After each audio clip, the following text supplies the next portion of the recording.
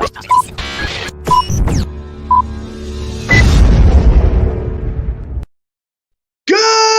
morning, Gardenia! Happy Thursday. Welcome back to your regularly scheduled deprogramming with Adam versus the Man. Got a big show catching up on headlines from yesterday, at least. I hope you enjoyed our little special chat episode talking about what's going on in Gardenia with Homefront Battle Buddies. Big shout out, although I don't know if, I don't know if he wants to be identified for this, but we got a big donation from a veteran who just chipped in $890 to cover our nonprofit filing status for Homefront Battle Buddies. So yeah, that's happening. We are getting the ball rolling with ever more momentum there. And here in Gardenia, we've got a lot going on. If anybody wants to come out this weekend, big construction weekend, got to get the electrical, drywall, and the porch or the deck done on the cabin here. And yesterday we ended up talking about alternative water sources a lot, which is a bit of a unusual but fun surprise. You know, how do you get water off grid? And the thing is, evaporative water generators are about to be a thing. They're already a thing, but like a common, practical, reasonably priced or excessively priced thing. And for those of you that don't know, here in Gardenia and in this area, a well costs about $40,000. Like to drill, just the drilling of the well, $40,000 you got to have to start the well drilling process. But $65,000 you can, with today's technology, with this company called WaterGen. Although I'm a little suspicious about the pricing. I think it's going to come down a lot. But $65,000, you get a water generator that just sucks 211 gallons of water out of the air every day. That's where the technology is going. And of course, tomorrow, got to tease ahead to Friday. Good News Friday. We got a ton of good news piled up. We're going to be catching up on tomorrow as well. But before we get into anything else for today's show, we have two housekeeping links. Well, okay, yes, first, one more thing. Harrison Kemp is our guest today, joining us on the top of the hour. He's vice chair of the State Libertarian Party and candidate for 2022. We had plenty to talk about. Looking forward to catching up with Harrison Kemp. He also had me on his podcast a couple of weeks ago. So, yeah. Really excited about our guest today. But first, two things, housekeeping. GoFundMe.com, a new smile for James Vaughn. And this is, I guess if you just search there, the link is in our public Telegram channel. If you go to t.me/Adam versus the Man, you can plug in and join there. So we can get all the links for the show. Although this one, we're going to put up with everything else. That's where you hook up with the daily news digest. But if you want to help out with James, today is the day. This week, and really until we meet our goal, whoever is the top donor every day gets membership in the Producers Club. We like to let people buy their way in. Everything's got a price, right? But normally you can buy your way to the Producers Club at versustheman.com/. We're not going to do any other promos though. It's all there. It's all there. But first, go to this GoFundMe.com link. And it's just a real simple, tragic story of modern medicine. Oh, well, it's not medicine, Adam. It's dentistry. That's why the VA doesn't cover it for you. Oh, okay. Well, in Jim's case, he's also a veteran. And 8 years ago, he was playing badminton. Don't hold that against him, okay? He was playing with his daughter, his 8-year-old daughter, and the birdie, as they call it in badminton, landed on the ground. Jim bent over to pick it up, and his daughter swung her racket and thunk right across the grill, front, middle, 4 teeth just broken right at the gum line. And his insurance wouldn't cover it. VA wouldn't cover it because it's cosmetic. You don't really need your 4 front teeth for anything. That's cosmetic. You know, the failures of socialized medicine are such that we have to come together as a community sometimes and take care of our friends who are failed by the system. And right now, James Vaughn, your very own comment, Jim Freedom, our co-host, is that guy who needs your help. And I'm just so grateful for our mutual friend Timothy Dobos who's part of the producers club who put this together. So now that Jim is thoroughly embarrassed about his grill, let's get him up on screen if he has any updates for that. But more importantly, actually, I want to get Jim and CJ. Yeah, smile first, Jim. Let's embarrass the shit out of you on today's show. All right. Yeah, no, Jim is I know I can say shit like that with Jim because he's such an at peace dude. Is that fair to say? Jim's not self-conscious. Jim doesn't have an ego that gets in the way of relating to other people. Jim is a very he's pretty good in his self-love game, let's say like that, right? Jim doesn't mind, I don't think, me pointing this out. You're gonna smile first. So the tragedy, sorry, one more thing I'll say about this is that the tragedy is not, oh, Jim got his forefront teeth knocked out and he's had to deal with that, for years. It's everything around that ends up being affected, and so many other just little challenges associated with that. And so it's fucking high time we fix this glitch in the matrix and get Jim's teeth fixed. Yeah. Yeah. Oh yeah. Appreciate that. Awesome. All right. It's funny. Just real quick, one side note, one little story I'll add for the story just to help people know me more personally, I guess. When it first happened and it first came out that I wasn't going to be able to get them fixed because they were cosmetic, the way that I mentally got myself to be okay with it, I convinced myself, well, now the only people that are going to like me, like if I end up getting a girlfriend, I know she likes me for me. You know what I'm saying? Because my appearance is shot. So with a shot appearance, I'm like, fuck it. Now I know I'll weed out the people that are superficial like that. Jim, you have no idea how many times I've had to tell women, you only love me for my teeth, don't you? All right, CJ, anything on this before we get to our next? Everyone knows that it's what's on the inside of your mouth that counts. I mean, that's the old saying, right? Yeah. So, yeah, no, Jim, I donated. I wish I had more too. And, I'll continue to donate as I have expendable funds just sitting in my pocket burning a hole. And I hope that the audience will as well. Because, I mean, you're a good man, Jim. And if there's anything that we can do to promote, helping this out, of course we should as your friends and not just, your support on this show, but, that's how we can, at least say, hey, I think this is an injustice and I want to help out, even if it's in a small way. I know the internet knows that, 20,000 people all giving $1 fixes this problem. And that's really, we've had millions of views in a year. If there was one thing that came out of this show that would translate out, I would hope it'd be that the audience would appreciate you enough to give $1, and to just help you reach this goal. So yeah, I donated yesterday, and when I can do more, I will, because I want to help you, get this accomplished.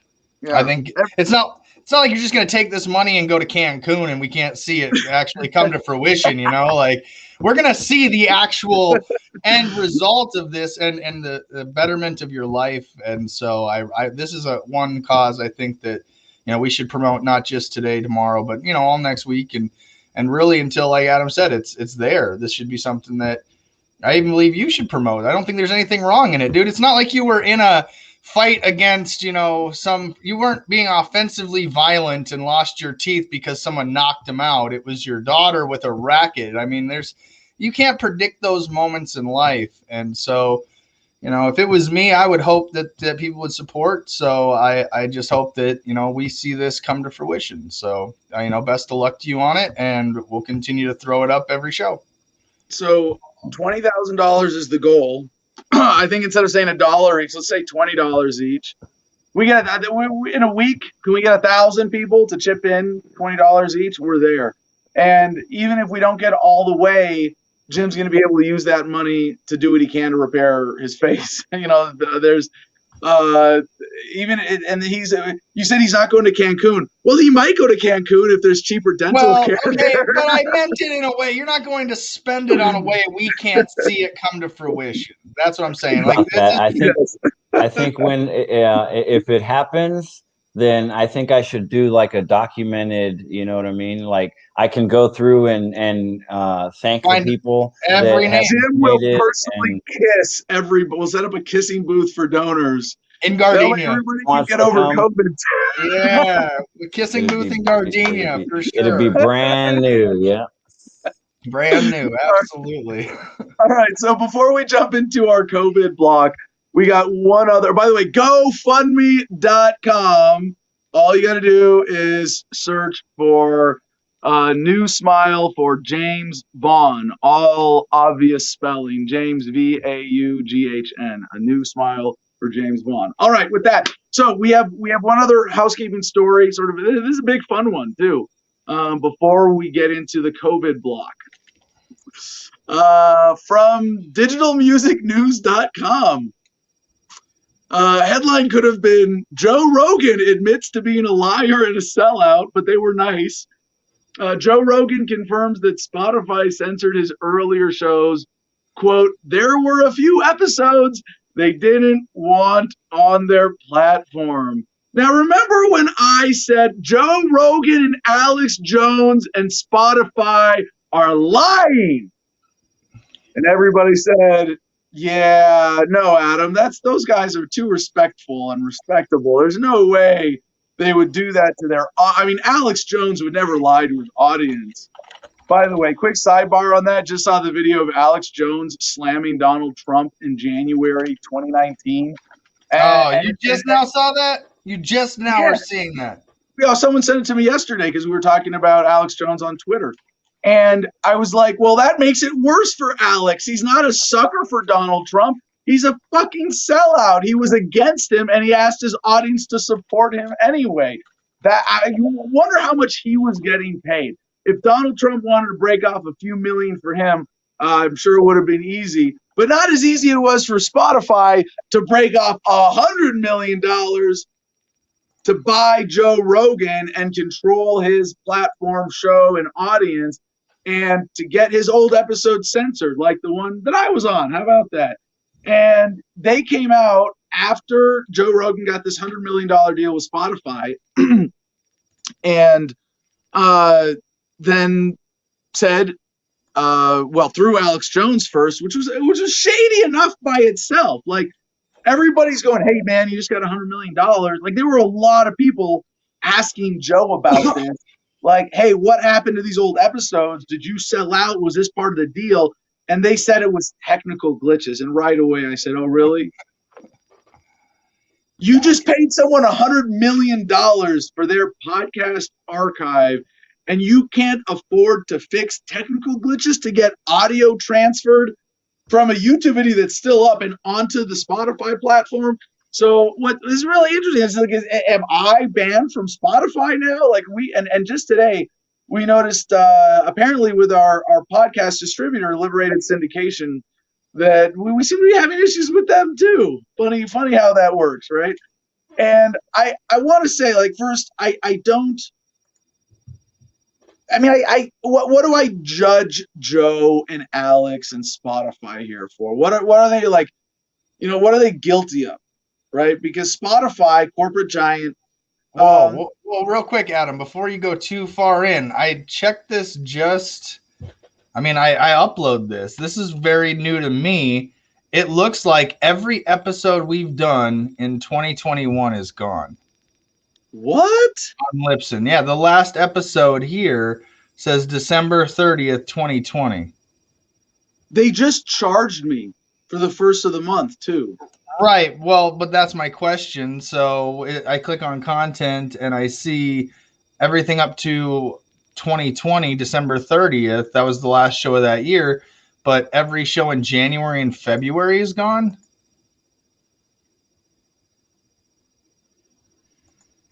And it looks like you can't find our page from searching Libsyn for it. Right. So now I'm asking. Now it has me asking: are we being censored, shadow banned off of Libsyn?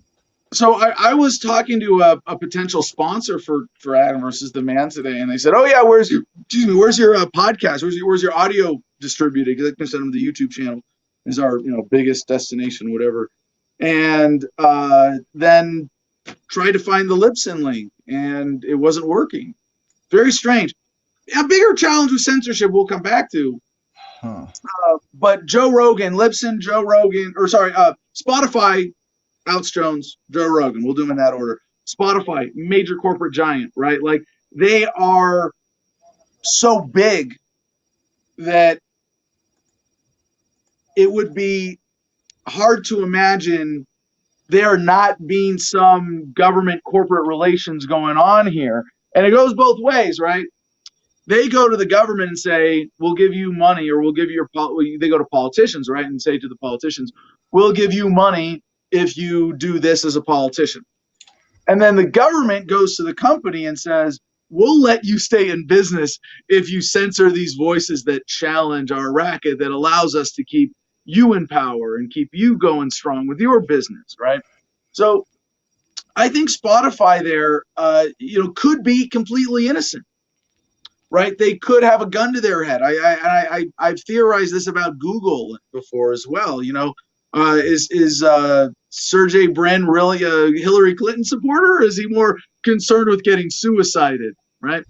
Well, in Spotify's case, they are this mechanism, and they may have a gun to their head, but yes, they bought Joe Rogan for $100 million. They bought specifically the Joe Rogan experience, but they also bought his dishonesty. Now, let me tell the audience something right now. Like, I would rather have my integrity than the money. I would rather know that I'm being honest and doing the right thing. And if I lied to you for $100 million, I'd find a way to let you know. And it seems like that's what Joe Rogan has done here, right? But $100 million. That's I want to. In case any of the censors are listening right now, I will stop doing Adam versus the Man forever for $100 million, right? Like, yeah. So it's CJ, Jim, we're fucking out of here, and it's not because we don't like the show, and it's not because we're in it for the money. But I know that given what we're able to do with Adam versus the Man being relatively limited with censorship and shadow banning, that I could do more good with $100 million. You know how many copies of Freedom I could give away with 30 cents each. I could give and distribute. I could give away about 300 for $100 million. I could give a copy of Freedom to every man, woman, and child in America. Yeah. Fuck yeah, I'd be out of here for $100 million. I would you, my audience, yeah, for $100 million. Fuck you all too. No, I'm just kidding. But we'd reach more people, right? Our numbers just dipped, Adam. We've lost everybody. It went to 0. We are the losers today. Am I not allowed to say fuck the audience? Is that the one thing? No, okay. No, they're the only people that have been there during this whole thing is the audience. You can't say fuck the audience, because if you can say fuck, you just can't say fuck the audience. That's only Status Adam says that shit. Yeah, that's a Status Adam thing. But CJ, Joe Rogan did that. He said, fuck the audience. I'm going to lie to you and deceive you, and I'm going to sell out for $100 million. And I don't even have a cause that I believe in to put this towards. I'm just going to take the money and run. And fuck you guys who have helped build the show. Fuck all of my prior guests. I'm going to take the $100 million. I'm going to go hang out with Alex Jones in Texas, and the truth and integrity can go to hell. That's what Joe Rogan said. Isn't Joe Rogan opening up a comedy scene, and he wants it to be like this big thing out there in Texas? Like, what does he think's going to happen when his previous guests, and we can start opening up to public events after this, COVID bullshit's over? And in Texas, they are, hey, have at it, go out and be free. And so that's going to start coming to fruition for him. What's to say his prior guests that have been censored don't just show up? Like Alex Jones, and he's been friends with Joe Rogan, they say, for years. Alex Jones was Spotify's smokescreen for all this. Not only was he the first one to lie to the public, but he was Joe Rogan's excuse to say, I'm not controlled. And that was a lie, because Joe Rogan had Alex Jones on after the switch to Spotify, even though his prior episodes weren't there. True. And so I wonder, like, I'm not the only one whose prior episodes were deleted, obviously, but it's sort of like they censor conservatives to cover up the real censorship of libertarians. And this is a perfect, real-time, specific example of that, where both Alex Jones and I had been on Joe Rogan's show. Joe Rogan goes to Spotify, they censor all of us. They use Alex Jones to come out and say, well, don't get upset. They're not censoring my episodes with Joe. It's just technical glitches. And I identify as a libertarian, Adam. I'm a libertarian. I identify as a libertarian, and 1776 will happen again. Well, hey, I can self-identify as an Apache helicopter, and it doesn't turn my dick into propeller blades. I'm sorry, Mr. Jones. But with Joe Rogan here, that's what he did. He sold out his audience, and now it's falling apart. So what's Alex Jones guilty of here? Alex is way more like deliberately engaged, complicit in this deception. And he didn't even get paid off, although who knows? Maybe he did behind the scenes. We don't know, obviously. But he did get able to come was allowed by Spotify. A suspicious amount of suspicious amount of nutraceuticals and toothpaste have been sold at the InfoWars store. Super male vitality. Ah! Right. Okay. So Jim's enjoying this, smoking along. Yeah, Jim knows what to do. But to Joe Rogan, he came out and admitted this. So back to the news article, CJ, if you want to pull this up. Joe Rogan confirms that Spotify censored his earlier shows. There were a few episodes they didn't want on their platform. For months, Joe Rogan fans were left wondering what happened to a number of earlier shows that went missing following the Spotify transition. Now we have the answer. Oh, yeah, they were just missing. Whoops. The answer to the riddle came from Joe Rogan himself, who has now confirmed that Spotify simply refused to transfer a number of his earlier shows as a condition of their $100 million exclusive partnership, and Joe Rogan happily agreed to it. During the transition of Rogan's podcast episodes onto the Spotify platform in 2020, fans quickly noticed that multiple past episodes were glaringly omitted. Those included interviews with controversial figures like Milo Yiannopoulos, Gavin McInnes, and Alex Jones, who was separately banned by Spotify. See, they mentioned the conservatives, not the libertarians being censored. Or libertarian in this case. Additionally, Rogan issued a rare public apology and correction over his claim that left-wing anarchists had set fires in Oregon, a point that was made during an interview with Douglas Murray. The information was wrong. The Rogan's mea culpa was highly unusual and believed to be the result of pressure from activist Spotify staffers. Now, about this, there's this subplot here that it's not just Spotify corporate. Right, it's the staffers who are concerned with making sure that everything on their platform is politically correct, which is really not what it's about. It's not about being polite or politically correct or sensitive. It's about banning a message that is a challenge to how you get paid off.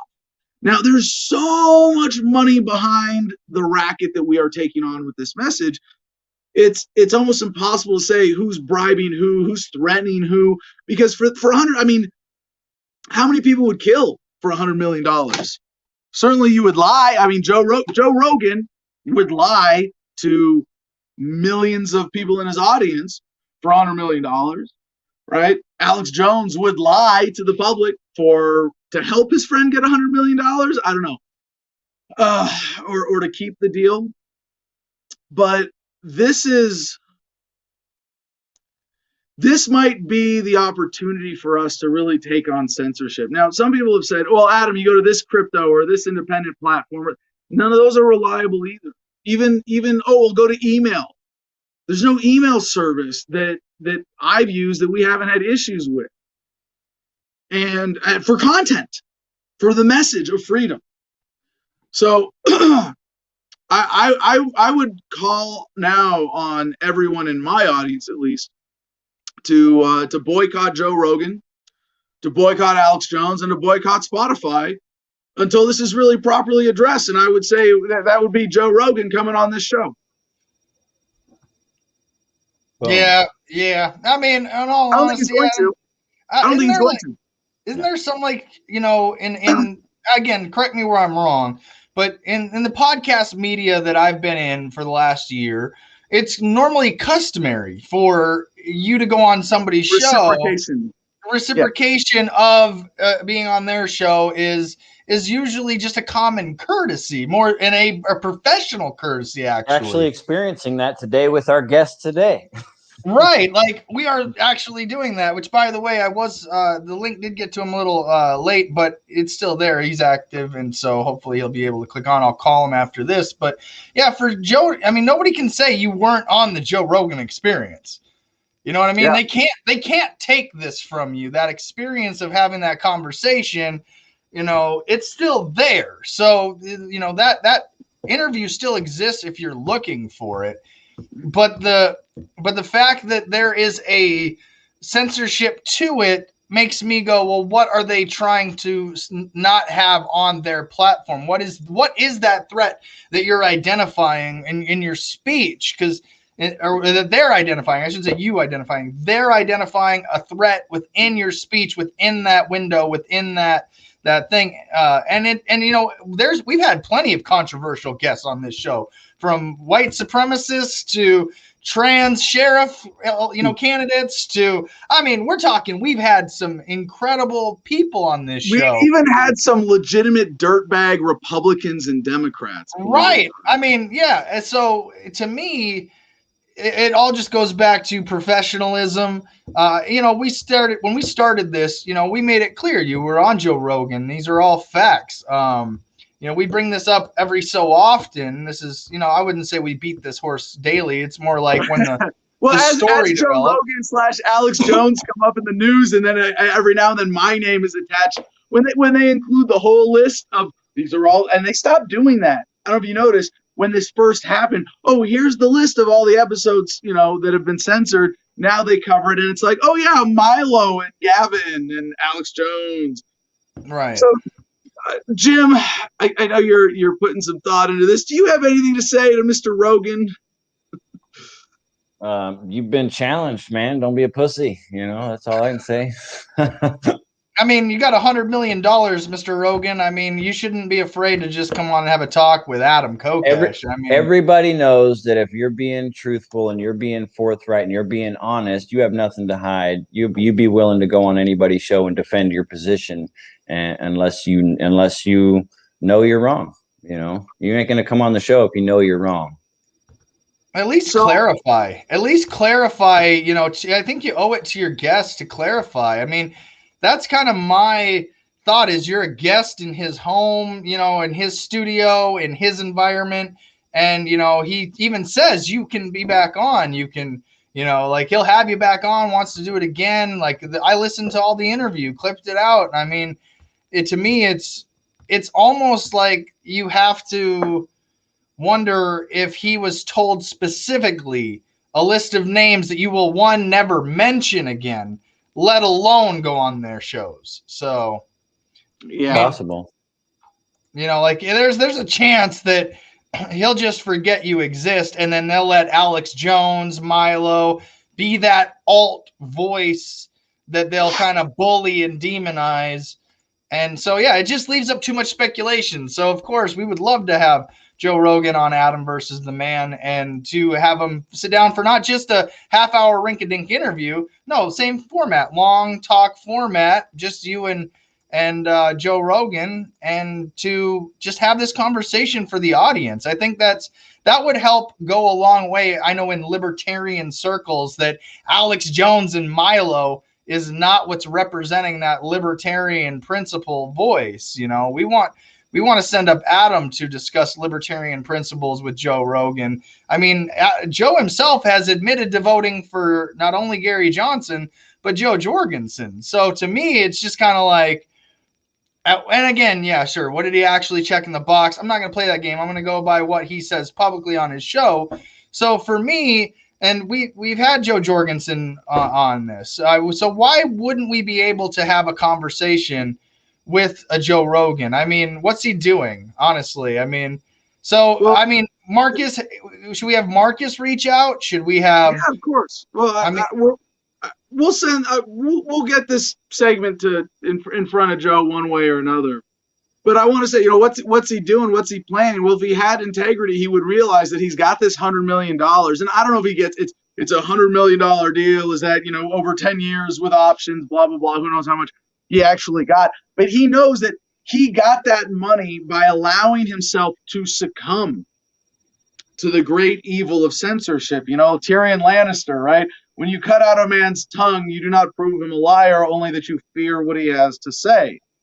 So I would hope. I mean, if I had $100 million, I'd be launching a new network, a new platform, where that was actually censorship free. Like all the ideas that we've discussed on the show, even like with Facebook, you don't have to censor everything to make a platform, content safe. You can put screens on top of things and say, hey, if someone flagged this, click through. Simple as that.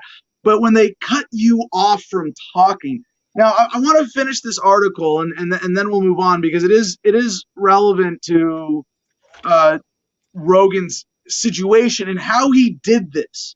Right? It's not like he came out in a press conference and said, ta-da! Look, here's what really happened. I got censored and I'm calling it out now. He kind of let it slip.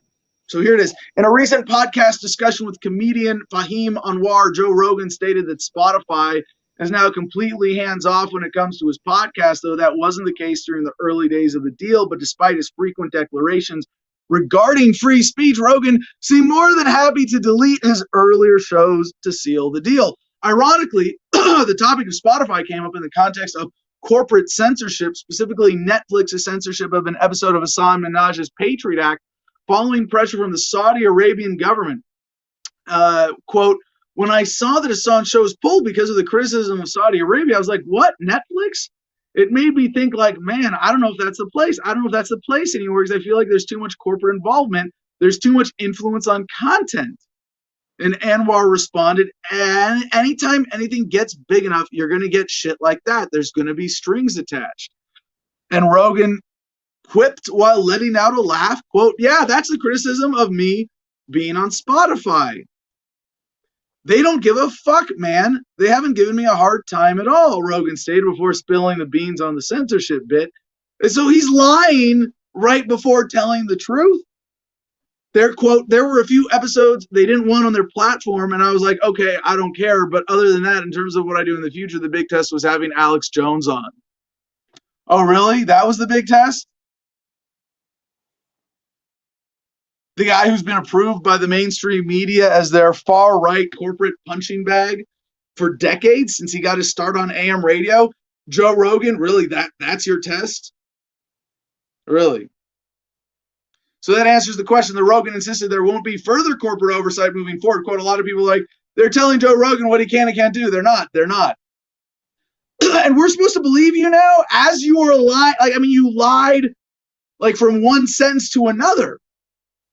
They don't give a fuck. They haven't given me a hard time at all. Oh, but there were a few episodes that,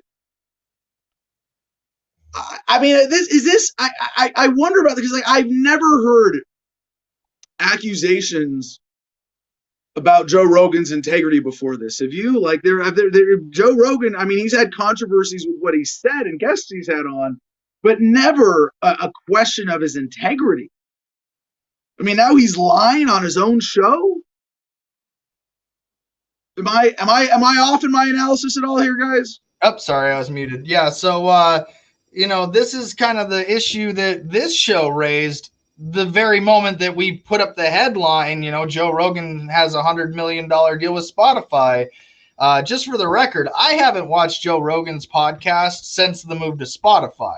If you're not gonna have Adam Kokesh's interview it on, I know your message is being censored. Why am I going to, support you in any facet, way, shape, or form, especially as his executive producer? So I haven't watched Alex Jones or Joe Rogan since all this censorship and conceding to censorship was challenged when we first put it out. So just again, for the record, we've challenged his integrity since the beginning, and you can correct me if I'm wrong.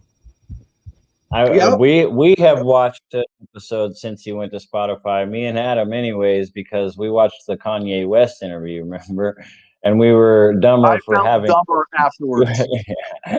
Yeah, it basically confirmed like his selloutness, his Passoverness. He now, I believe, has, no matter how vague or specific it is, he has a list of disapproved content, stuff he's not allowed to bring up, narratives he's not allowed to explore. You know what I mean? I would think it's a little more complicated than that. Like, he genuinely goes, let me push back and see if they'll let me have Alex Jones on and see what happens. Yeah. Part of it is they know that Alex Jones has more of a platform than I do to fight back with, because Alex Jones was blown up by the establishment through AM radio and then YouTube until they were done with him under Trump and said, now we want to use him as a punching bag and an example of justifying censorship instead. Right? Sort of like, if you want to censor libertarians because they're the real threat to the duopoly, you create some conservative monster and then and let him become this monster and have a big platform, and then censor him and say, see, censorship is good, it's necessary, and then it doesn't even matter that we've been censoring the libertarians this whole time. So, I mean, that's all I have to say about that. I'll just repeat, Joe Rogan, we'd love to have you on the show.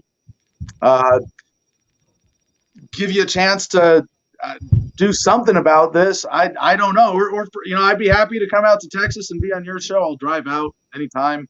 I respect that even though your platform is significantly diminished thanks to the corporate blessings of Spotify and YouTube, you have a much bigger platform than I do, and I would take any opportunity available to reach more people with my message. But I think what CJ said is so critical, that if you know that someone is allowing their message to be censored, you are inviting a distorted worldview into your head by tuning into their program. And that's a really fucked up disservice to do to any audience. And Joe Rogan is not the first, obviously, to do that. But you would think, as a podcaster in this day and age, you'd have that freedom. Well, apparently that freedom can be bought for $100 million. Why are you showing Joe on my episode? Show me on the screen. Yeah. Oh, you want to play the clip? Go for it.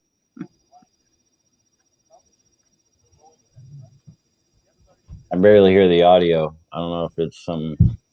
I feel like I do hear something, but it's like a whisper. Yeah, same.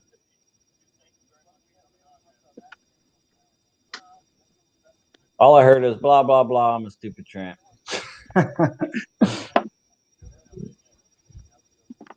I'll say this. I was actually surprised when he sold out. Like, I resisted. Joe Rogan, I mean, a decade ago, he used to talk so much shit, and he used to talk against the government. He used to talk so, like, pretty powerfully, like you even, you know what I mean? I would have considered him a libertarian, even though back then I didn't even really throw that word around. I just, you either believe in freedom or you don't. I wasn't. Did you guys not hear that? No, we didn't. Wow. Okay. Like whisper. Wow. Okay, so that's because you guys were talking. So you guys, yeah. No, we were listening at first. There was no audio. No, there was audio. It's just that when the way StreamYard works is that if microphones are on, it kind of ranks the microphones. So all right, kill us and play the clip. Okay.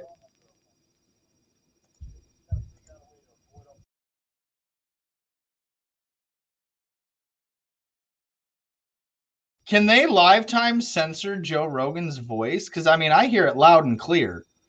Hold on, you guys are muted. Just not coming through StreamYard. Oh, okay. Well, let me redo this then, because I mean, it's so important to hear what he says in context of what was said that day. To come on the show. You dirty. Internal compass is telling you what to do. You just got to figure out a way to avoid all the pitfalls in life that can keep you from accomplishing that or going in that direction. Everybody's is different. You just got to find it. You dirty bitches, this is not a fucking self-help show. All right? What have you done to me? Dude, thank you very much for coming on, man. We haven't talked about masturbating for like an hour now. Well, that's a good amount of time to take off. If you ever want to come back and do it again, man, let's do it again. Do it again in the future. If you're ever in LA again, and now that you're a legal medical patient, I'm sure you have to come back to get medicated. Thank you, everybody, for tuning in. Thank you, Adam Kokesh. Please watch his podcast. AdamVersusTheMan.com. AdamVersusTheMan.com. Follow him on Twitter. It's so weird to think that put that on a clip and make that go viral. Joe, just a clip of Joe saying, watch Adam Kokesh, AdamVersusTheMan.com. Just put a clip like that and start flooding the internet with it. Someone would make a remix of that, Joe Rogan promoting Adam versus the Man. We'll see what happens. It's so funny to think, though, like, as much as I feel like I'm small time because we have a small audience because we've been so censored and shadow banned, that all the biggest players in the game know my name, and that's why we're in this position. Joe Rogan, Alex Jones know who I am. When my name gets mentioned, they get a headache because someone is going, you can't talk to that guy because he's the real threat. I mean, it's nice to believe that, Adam, but I think it's deeper than that. I think that it's more like they would sell you out for $1, and they did. And, using you as a guest in that sense to just come on the show, talk for a couple hours, promote ideas, and have this, kind of philosophical question about libertarianism, and then to then misrepresent it and molest that conversation into, well, this is an Adam Kokesh libertarian, this is a Milo or Alex Jones libertarian, and then we're going to present these two as that alt voice versus an Adam Kokesh. So yes, I think the Joe Rogan diehards know who you are.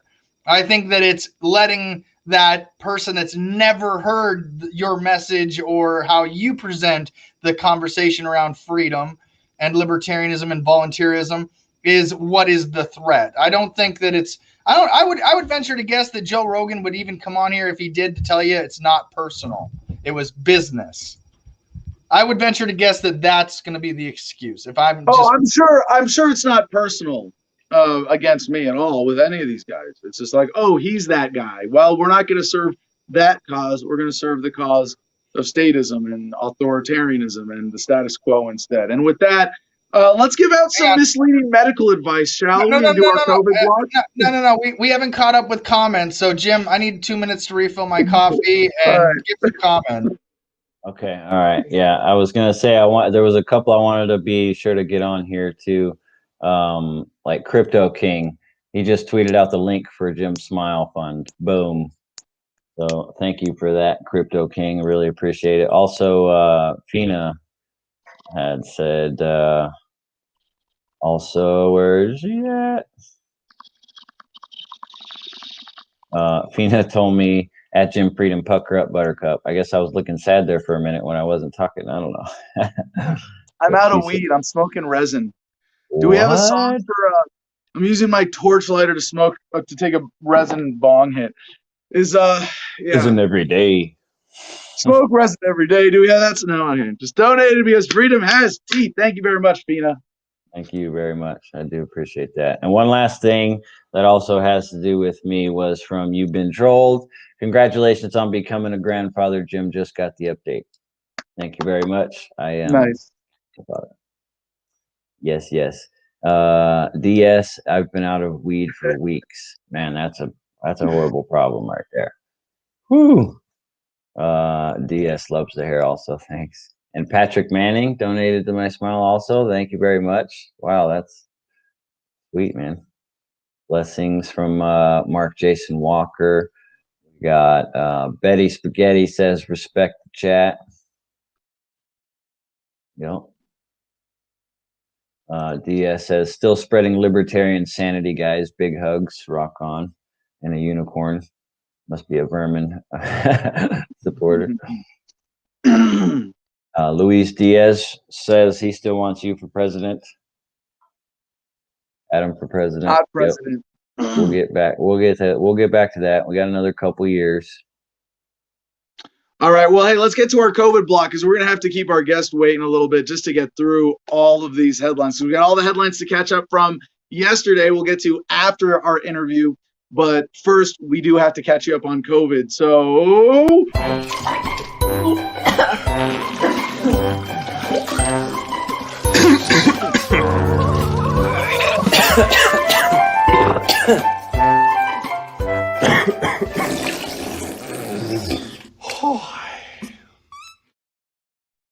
Everything you are about to hear is false and misleading medical advice. It is not a parody. It is intended to get you to do the wrong thing in order to be unhealthy, because that's our goal. I don't get paid for telling you this. I just hate health. I want you to be sick. I want you to be unhealthy. I want you to get COVID and die. So let's get into the headline. From ABC, Texas becomes the biggest U.S. state to lift COVID-19 mask mandate. That's right. Texas is lifting a COVID-19 mask mandate that was imposed last summer, but has only been lightly enforced. Now, Texas, not as statist, not just a different flavor of statism, rather, than states like New York or California, which have also been hotspots. Funny how, oh my gosh, states with more people have more COVID cases. Oh my gosh, oh, look at that. And now they're lifting the mask mandate. Okay, so in Texas, this is a really misleading headline, right? They're lifting its mask mandate. No, it's sort of like they're retreating from this policy that they couldn't enforce in the first place. Now, they said only been lightly enforced. You remember when we covered the stories of police raiding basements where women were operating salons in civil disobedience because they weren't wearing masks and obeying the business shutdowns? Remember when they went and raided bars with Bearcats? I mean, the armored police vehicles? Yeah. Oh, yeah, it's only been lightly enforced. There's so much bullshit in this headline. If government had any shame, it would be embarrassed. But it's not that they are lifting the mandates because, oh, it's time and we've been compliant enough and everybody's safe enough. No, because they can't do it. It's not politically viable. Anybody this way, they do. Why is it? They do the polls. And their polls at how much bullshit can we get away with? And they said, well, in Texas and in Louisiana now, the bullshit is going to be over because you're going to be, voted out of office. Politico.com, new mask wars threaten Biden's pandemic response at critical moment. Texas and Mississippi lifting restrictions. I say Louisiana. Texas and Mississippi lifting restrictions come at a particularly sensitive moment. Of course, we've got a great picture of our commander-in-chief, creepy Uncle Joe, the kitty sniffer. By the way, this is what you get when you order your let's be nice to women now president off of Wish. The White House is on a collision course with red state governors over mask mandates and other coronavirus restrictions, testing the bipartisan unity that President Joe Biden has tried to tap in curbing COVID. Top administration officials on Wednesday pleaded with residents of Texas and Mississippi to remain vigilant, fearing that plans by those states' governors to lift public health precautions will seed a resurgence of the virus. Biden later took on the decisions head on, describing them as Neanderthal thinking that threatened to. What do you got against Neanderthals? Are you racist too? Oh yeah, he is. Remember the crime bills? When he says Neanderthal, does he mean black people? Because you remember, poor students can be just as effective as white students, or whatever he said. And just the history of racism and the crime bills he supported is unconscionable. But yeah, Neanderthal thinking. That's a great comeback, Joe. It marked a rare public escalation of tensions between the White House and GOP governors that the administration is trying to tamp down for weeks, both to keep the pandemic response on track and in acknowledgement of the fact that there's little the administration can do legally to rein in the states that go rogue. Yeah. Meanwhile, California's going for independence, and it can only happen the sooner the better. Louisiana police officer fatally shot over alleged mask dispute at high school basketball game. This from Fox 5 New York. And these stories just sort of raise the stakes around masks in general. And if you look at the actual story, he was shot and killed following a mask-related dispute. Shot over mask dispute? No. There was more to it than that. Nobody killed a cop because the cop asked him to put on a mask. But they put out headlines like this to make the mask freedom types look bad. And as much as I am anti-mask policy and mandates, I'm for mask freedom. You can put on your face whatever you want. From the Daily Mail, we're going to get anal here. Japan tells China to stop carrying out mandatory anal swabs on its citizens while testing for coronavirus because it's causing great psychological pain. not just anal discomfort, but also great psychological pain. Japanese citizens living in China have complained they received anal swab tests, which caused great psychological pain. Tokyo has requested Beijing change the testing procedure, but has not received response from China. It is not known how many Japanese citizens received the anal swab tests. And I love this. They have a little picture here with the instructions for how to do it to yourself, but I assume that they're having somebody else doing it because I wouldn't do this to if I was in private and I like, oh, you're gonna take an anal swab, really? So no. Oh yeah, just rub it in my armpit so it smells, and yeah, if you smell it, you're the one with the problem. How do they enforce this? But the thing about this test, like, there are other ways to do it. There are other ways to get instant results for COVID tests, instant blood tests, in 15 minutes. And that was available last March when I took mine here in Gardenia, or April. Maybe I got mine, but it was early last year.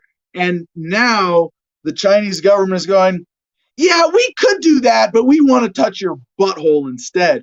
Now, how are they actually doing this? Yeah, New York Post has this next headline. China makes COVID-19 anal swabs mandatory for foreigners. China has made anal COVID-19 swabs mandatory for all foreign travelers arriving in the country, a report said Wednesday.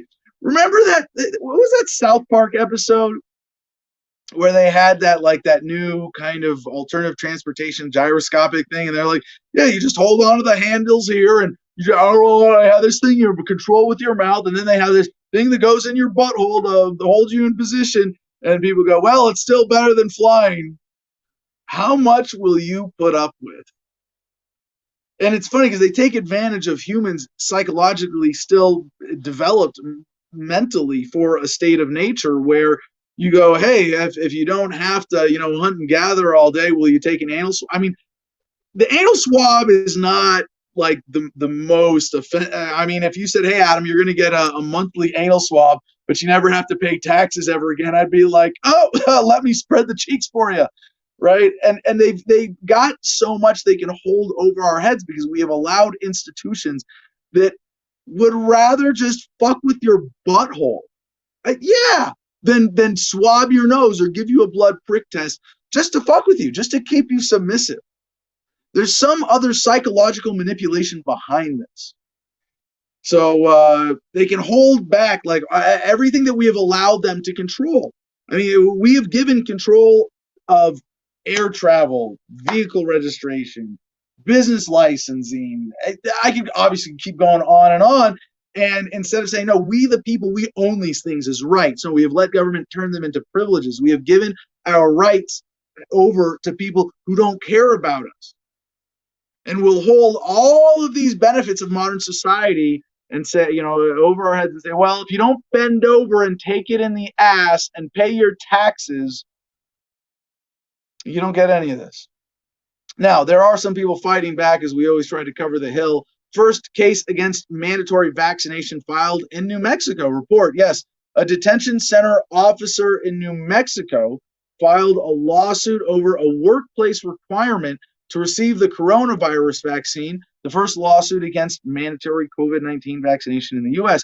The detention center officer, Isaac Legarreta, sued a county manager and a supervisor on Sunday. The officer's attorney, Anna Garner, said he was told he would be fired for refusing inoculation. The complaint claims the county manager and supervisor violated his rights by making the vaccine a condition of employment for first responders unless reasonable accommodation has been approved. As Garner said, quote, you can't be forced to be a human guinea pig when a product is experimental. We have the right to bodily integrity. Well, you used to have the right, but now it's just a privilege. When we started the drug war, we told the government that was okay. Well, at that point, government decided they were the ones who decide what goes in our bodies and what doesn't. No, so hypothetically, yes, we have the right to bodily integrity. In reality, nowhere fucking close if you live in the United States of America. Fortunately, I don't. I live in Gardenia. We are free here. AP has this next headline. COVID-19 pandemic fuels attacks on health workers globally. 2 Nigerian nurses were attacked by the family of a deceased COVID-19 patient. One nurse had her hair ripped out and suffered a fracture. The second was beaten into a coma following the assaults. Nurses at Federal Medical Center in the southwestern city of Owo stopped treating patients, demanding the hospital improve security. Almost 2 weeks passed before they returned to work with armed guards posted around the clock. Now, in this, there are a lot of attacks that are entirely inappropriate. And I would say, of course, non-aggression principle applies. You don't go hurting, nurses and doctors if they're not committing an act of aggression against you. Now, if they are the arm of the government, forcing a needle into your shoulder without your consent, do whatever you got to do to physically resist and cause as little harm to others as possible. But I wanted to take this story as an opportunity to point out the more destructive effect of this whole COVID crisis, especially when it comes to the public's relationship with the medical industry. And it's already been like, hey guys, you are already on thin fucking ice with all the prescription bullshit and all the government mandates and socialized medicine and the manipulation of your patients. No, we were already pretty suspicious of doctors, and that's a sad fucking thing to say, because it's not because of the doctors, it's them responding to the incentives of the system created by statism and corporatism and control of their industry and the incentives that they face. So now under COVID, if you're a doctor and you've gone along with this shit and you haven't done your research and questioned it, you do deserve an extra level of scorn. And COVID has been a special test of the medical industry, where the medical industry, the people in it, individual healthcare providers, by and large, very good people who want to help, who want to serve, who want to do good things in healthcare and take care of people and advance medicine. And then government comes along with this big hoax of coronavirus being a bigger threat than the flu. And then they go, I shouldn't say that. It might be bigger than the flu. It might be smaller than the flu. We don't know, because the government still is consolidating data where we can't see it. So, but the big hoax that this was a special threat as opposed to a normal event in the global human petri dish, or that the mandates or shutdowns were justified in this case. And government went and put a gun to the heads or to the wallets of a lot of people in healthcare and said, you're going to go along with this. And a lot of them were tricked into it, to be fair. A lot of them didn't know better. A lot of doctors and nurses aren't taught to analyze and do research for themselves. They're taught to follow corporate orders, whether it's in a hospital or a clinic or in some other way controlled by an insurance company or a pharmaceutical company. They're not taught to question that stuff. But now you see that it's been long enough. We've seen enough of the medical profession lying about this, or at least unknowingly passing along the lies of government about COVID. And there's good reason to distrust health workers globally. And in some more primitive, more prone to personal violence societies, that leads to some really horrendous attacks that are totally unwarranted. But in terms of separating from the medical industry, thinking for yourself, doing your own research. Oh, wait, no, that was a joke. That was a parody. Don't do that. Don't do that. That's bad health. That's misleading medical information. I'm so sorry. Please don't censor me. No. Don't think for yourself. Whatever you do, just do what the healthcare providers and professionals and official authorities in your government tell you to do, right? Like the great apes. According to CBS, great apes at San Diego Zoo became first non-humans to receive COVID-19 vaccine. Did they consent? Do they have a right to bodily autonomy? Why are you performing medical experiments with vaccines that are still in the experimental phase on animals? Fucking sick. This is really leading people to do some disturbed things.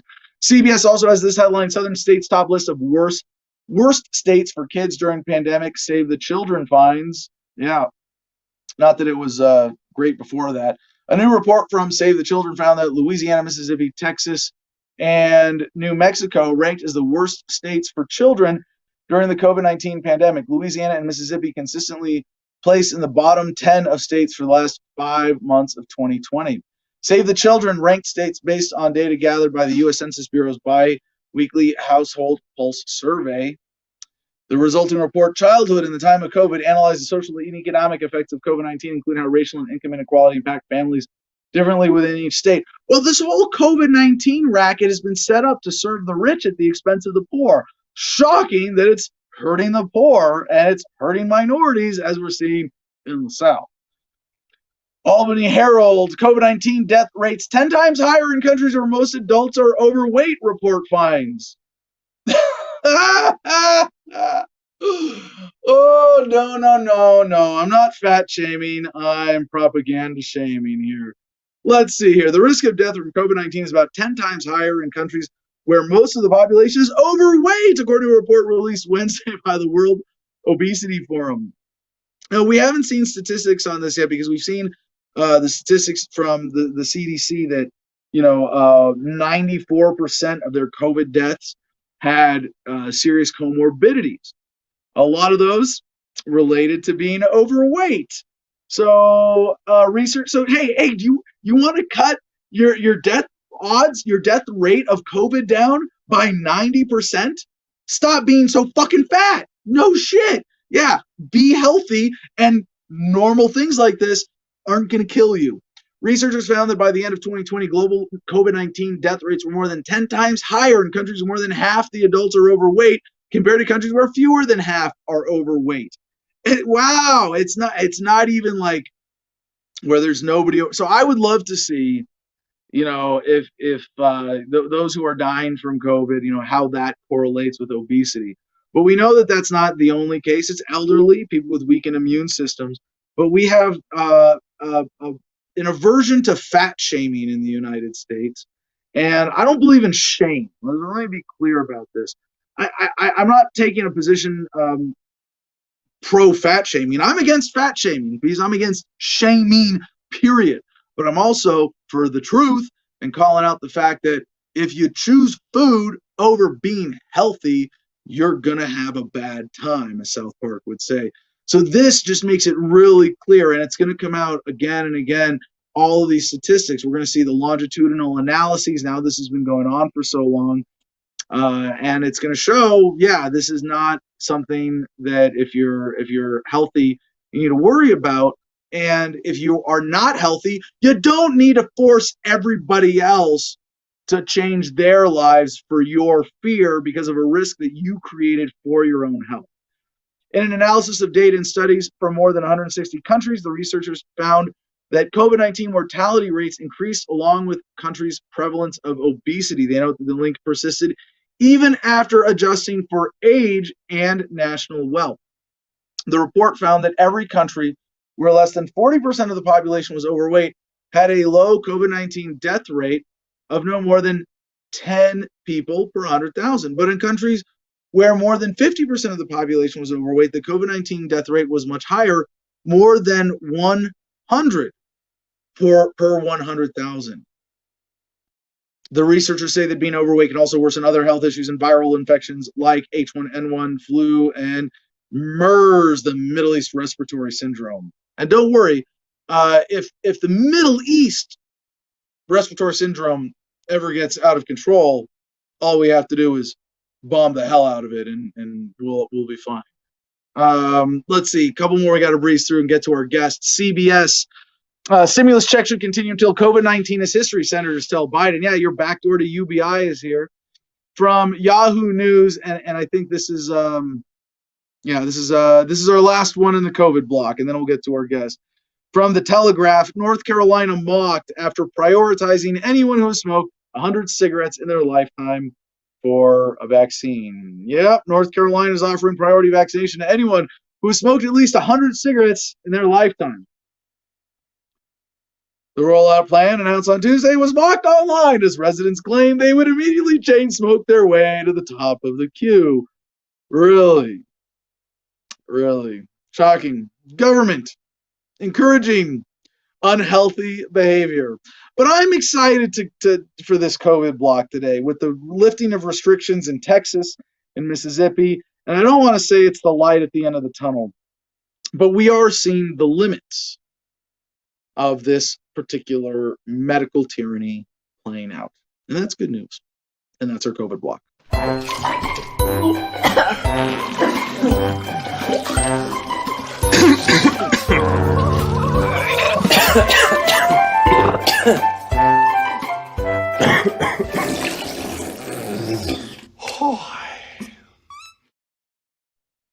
All right, I don't see our guest ready, so let's check in with Jim in the comments while we see if we get them plugged in or whatever the issue is there with Harrison Kemp. Jim, I hope that was fun.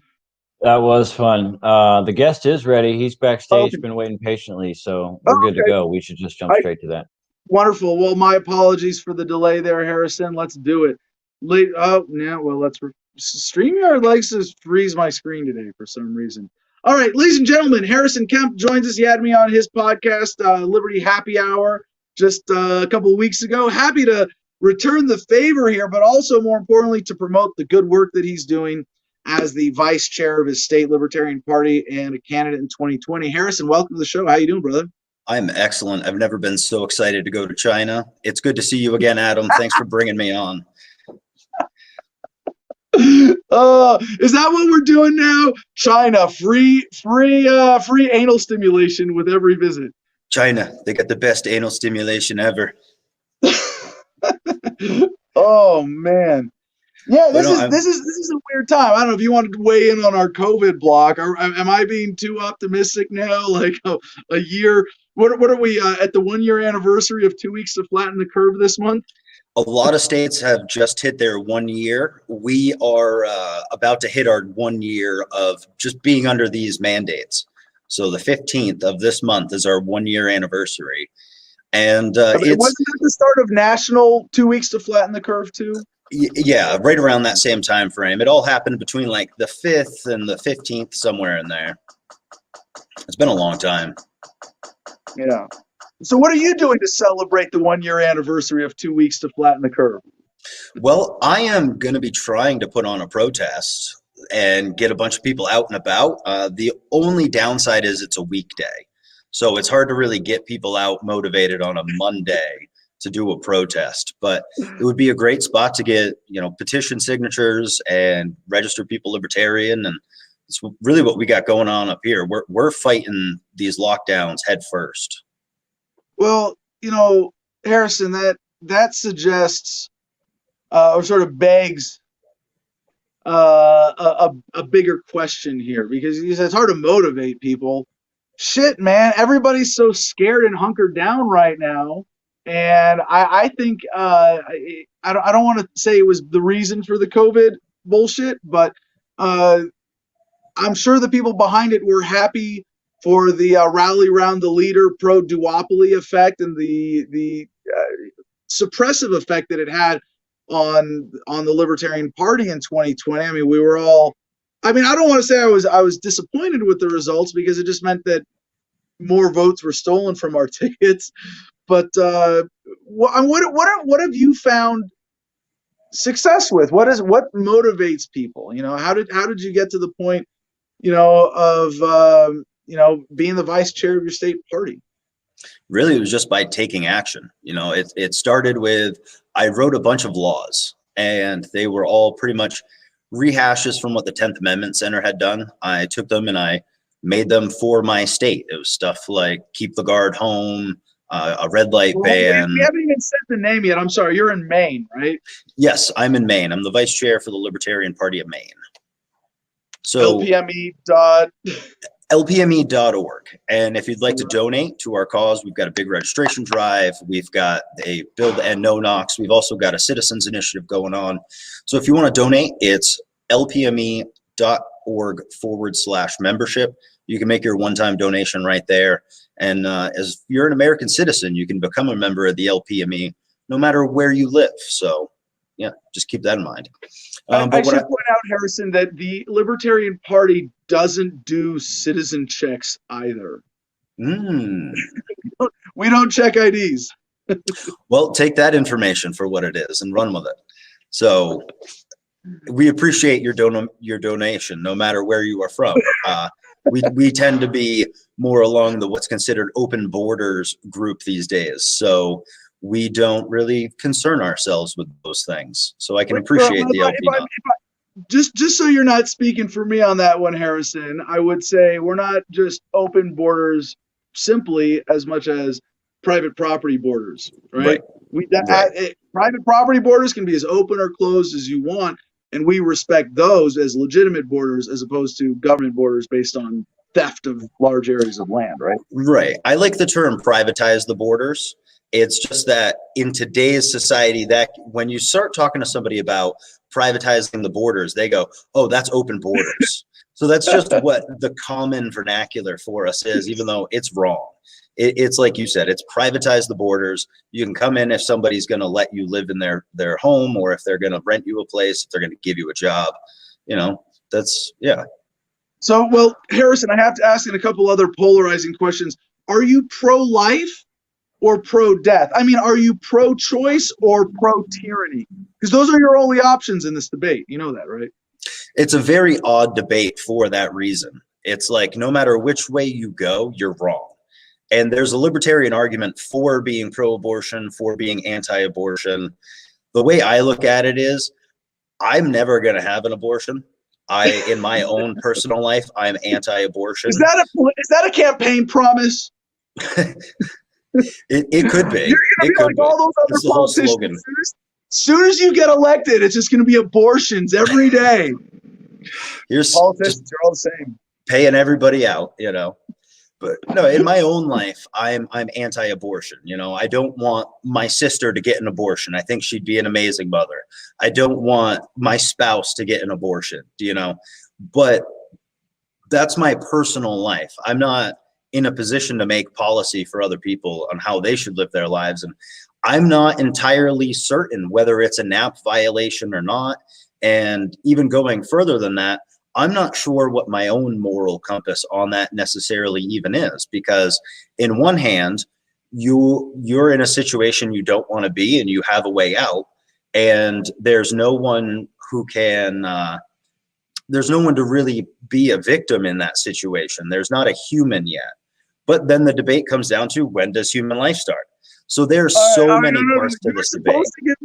You're supposed to give me a joke answer and then send everybody to Walter Block's essay on evictionism and just evictionism. Yes. No, but I think you reflect the most libertarian sentiment of, abortion is a failure. It's a tragedy that should be avoided, and it should be avoided as humanely and compassionately and as without government as possible, one way or another. So, but back to the positive stuff. So in Maine, what's working for you to motivate people to be involved? Honestly, it's just doing stuff. Like I said, I wrote some bills, and then I reached out to this group. They were called Maine Liberty Alliance. They're loosely coordinated with the LP of Maine. A lot of their members are LP of Mainers. And so I was talking to them, and they were like, we really need a no-knock bill. And I was like, all right, well, I'll write it. So I just did some research. I wrote the bill. I took it back to them. We found some representatives who wanted to sponsor the bill. So for me, it was really just about using my strengths to my benefit, which is I'm a nerd. I sit down, I read, I write. So I used those to go into the legal area of it. Other people, if you're good at the tech side of stuff, help do website designs. We need a lot of website design and stuff like that in the liberty movement too. So it takes all kinds. Just find what you're good at and then charge head first. If you want to be a leader in the party, honestly, a lot of the state parties are so small, you can really quickly move your way into a leadership spot. I haven't even been a member of the LP for a full year yet. So you can do it quickly if you present yourself well, you're respectable, you're willing to work with other people. And like, I'm a member of a caucus, but I don't let that guide my interactions with people. Like, my caucus is where we come up with what we think is the best policy. And then other caucuses come together. We put our heads together and come up with, this is what the right message is.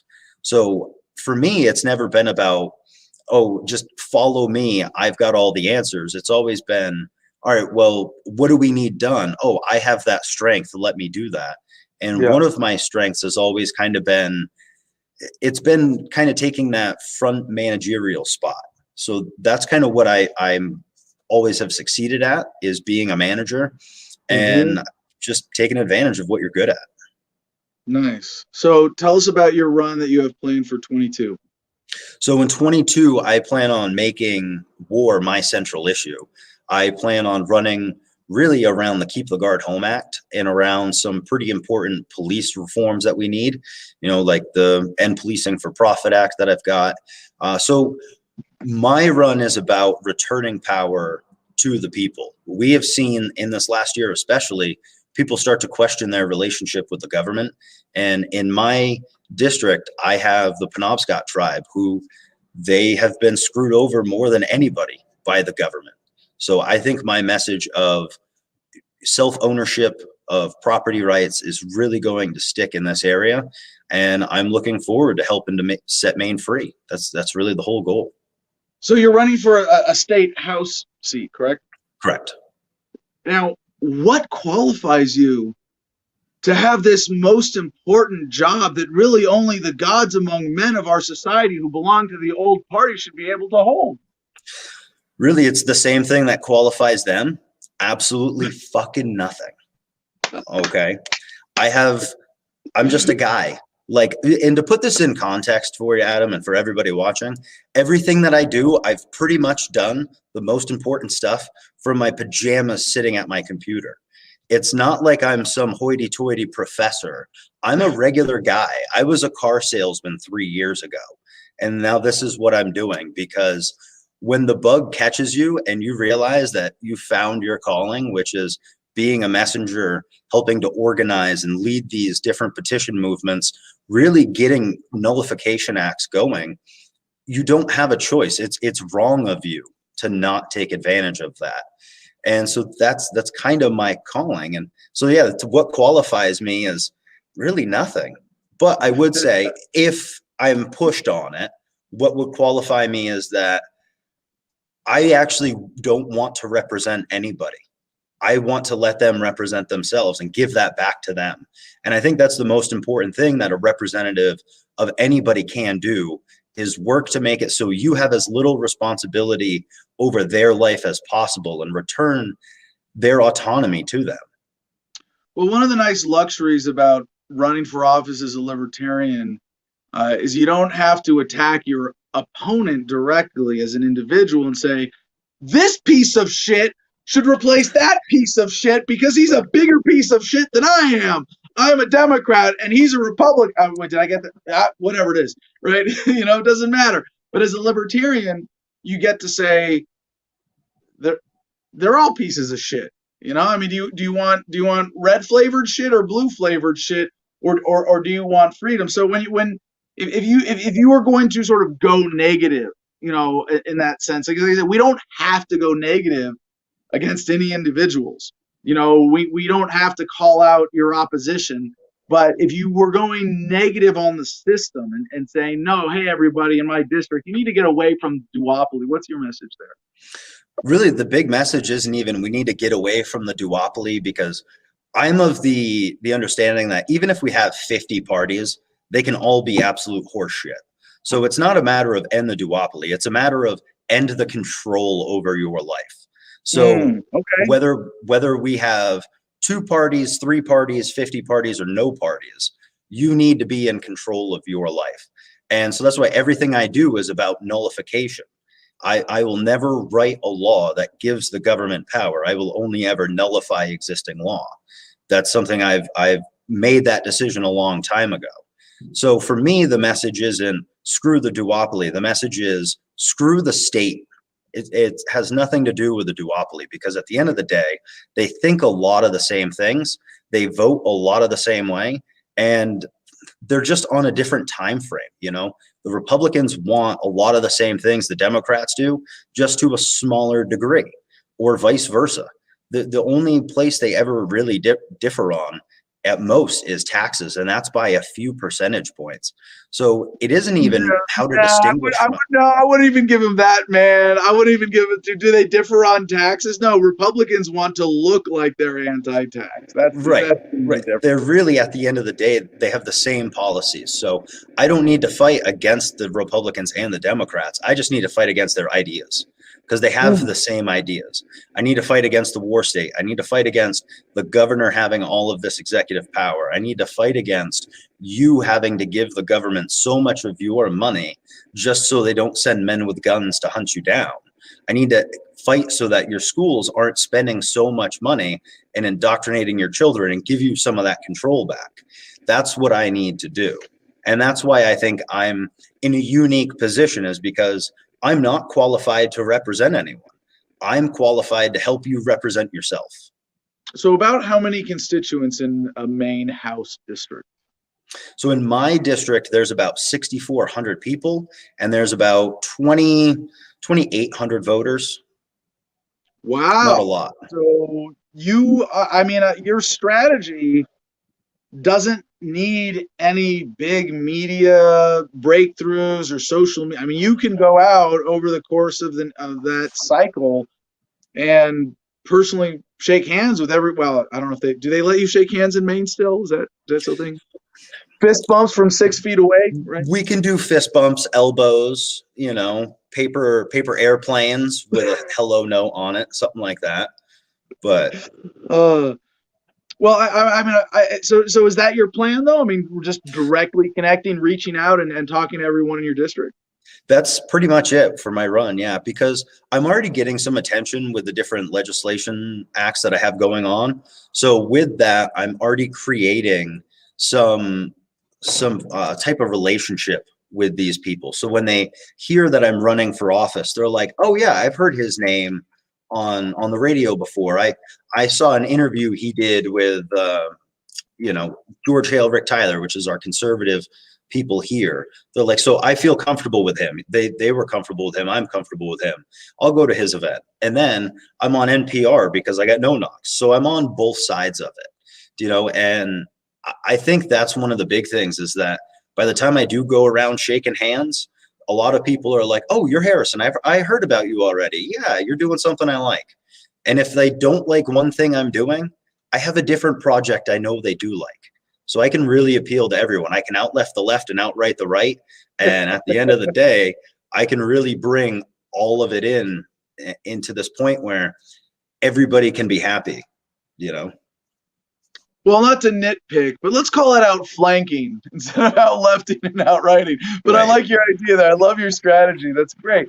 So what would you tell people in your district about COVID policy if the election was coming up, within the next month? And I'm saying, like, assuming things were like they are now a month before they better not be, But what would your message on COVID be at this point?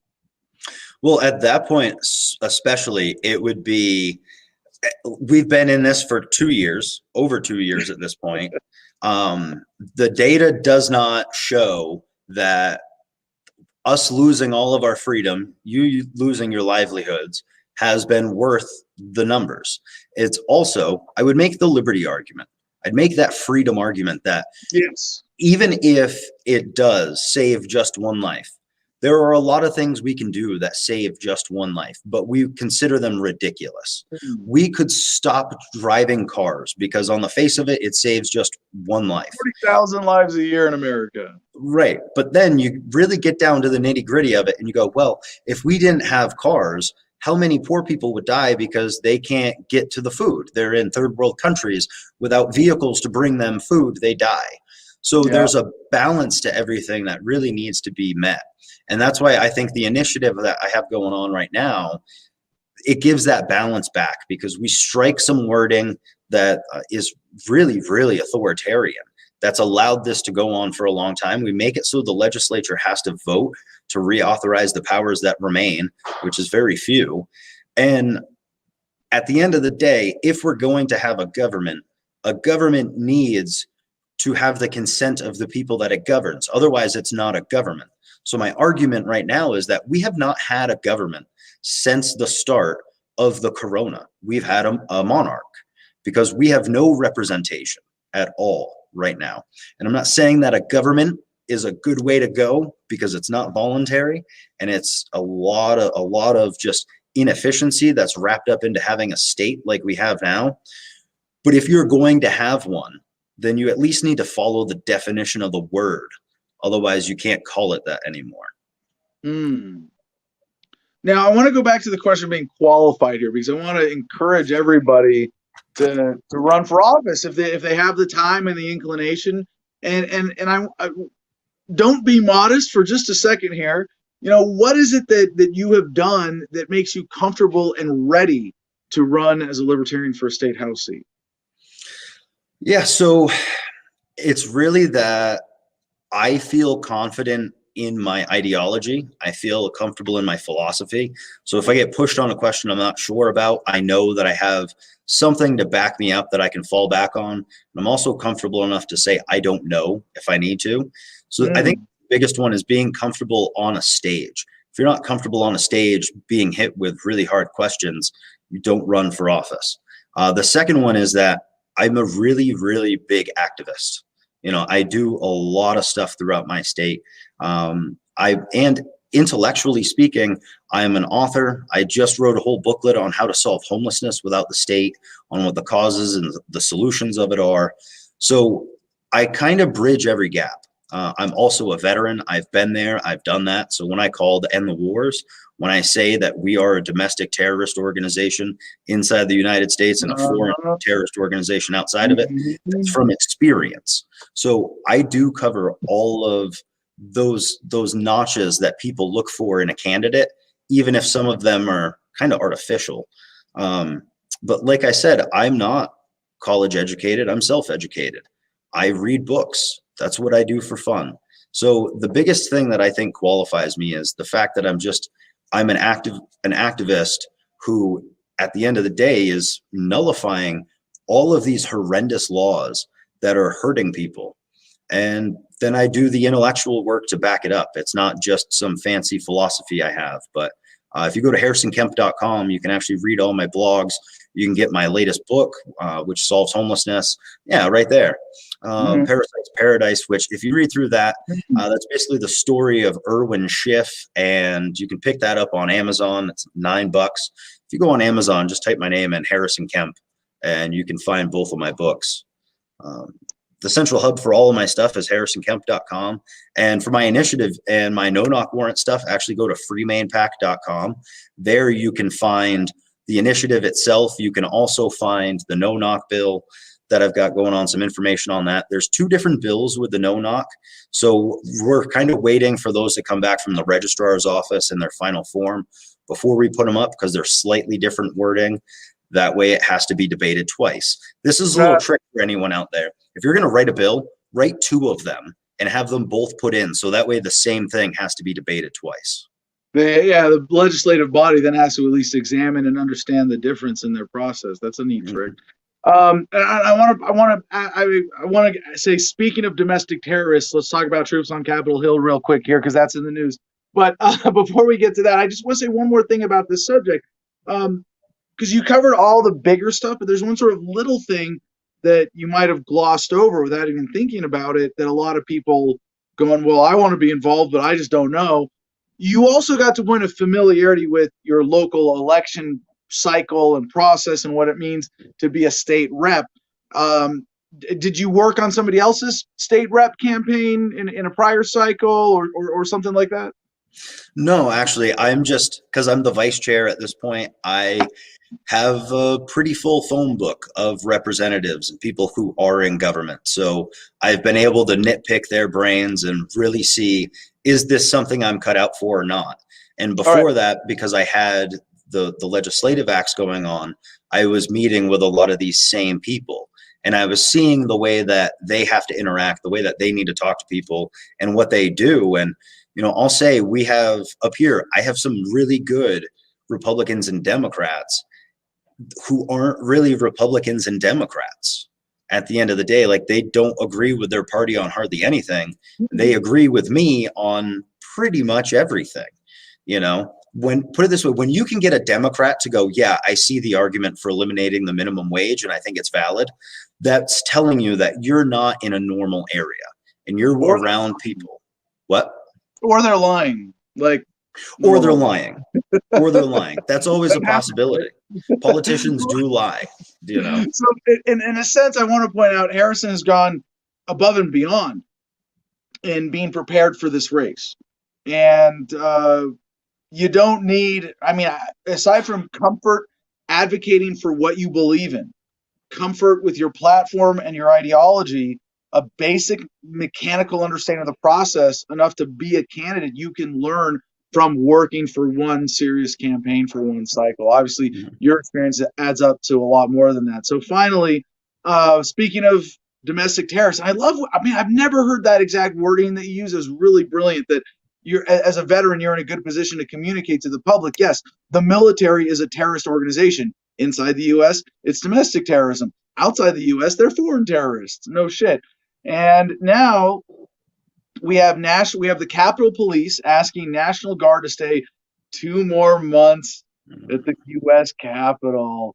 So many like legitimate maybe conspiracy theories around this, but you don't have to peek too far under the hood to go, this is bullshit, right? Yeah, it's pretty obvious. I mean, I don't really want to go into the conspiracy of it because there's 7,000 conspiracies that all have a hint of truth. And I don't know which one I really buy into. But I think at the end of the day, what we're seeing here is an administration who's very afraid of their legitimacy. And they've saw what can happen after the January 6th takeover of the Capitol. And now they're like, all right, we need to take a few extra precautions. And I also think that there's always this, what can we get away with? You know, if we can get away with it, we're going to keep doing it. And clearly they're able to get away with having armed National Guard troops just guarding the White House. I mean, I thought the National Guard was only supposed to be activated on the federal level to, put down an insurrection, which is, anytime taxpayers decide they no longer like the government. So stop an invasion and to enforce the rules of the nation. Well, what rules are being broken right now? I don't think any. So you think it's more of a show than anything meaningful, like a sort of bolster the credibility of someone who's insecure about whether they're even going to be seen as legitimate? I think it's a mix. I think it's half and half. I think it's a show of force because he's feeling incompetent.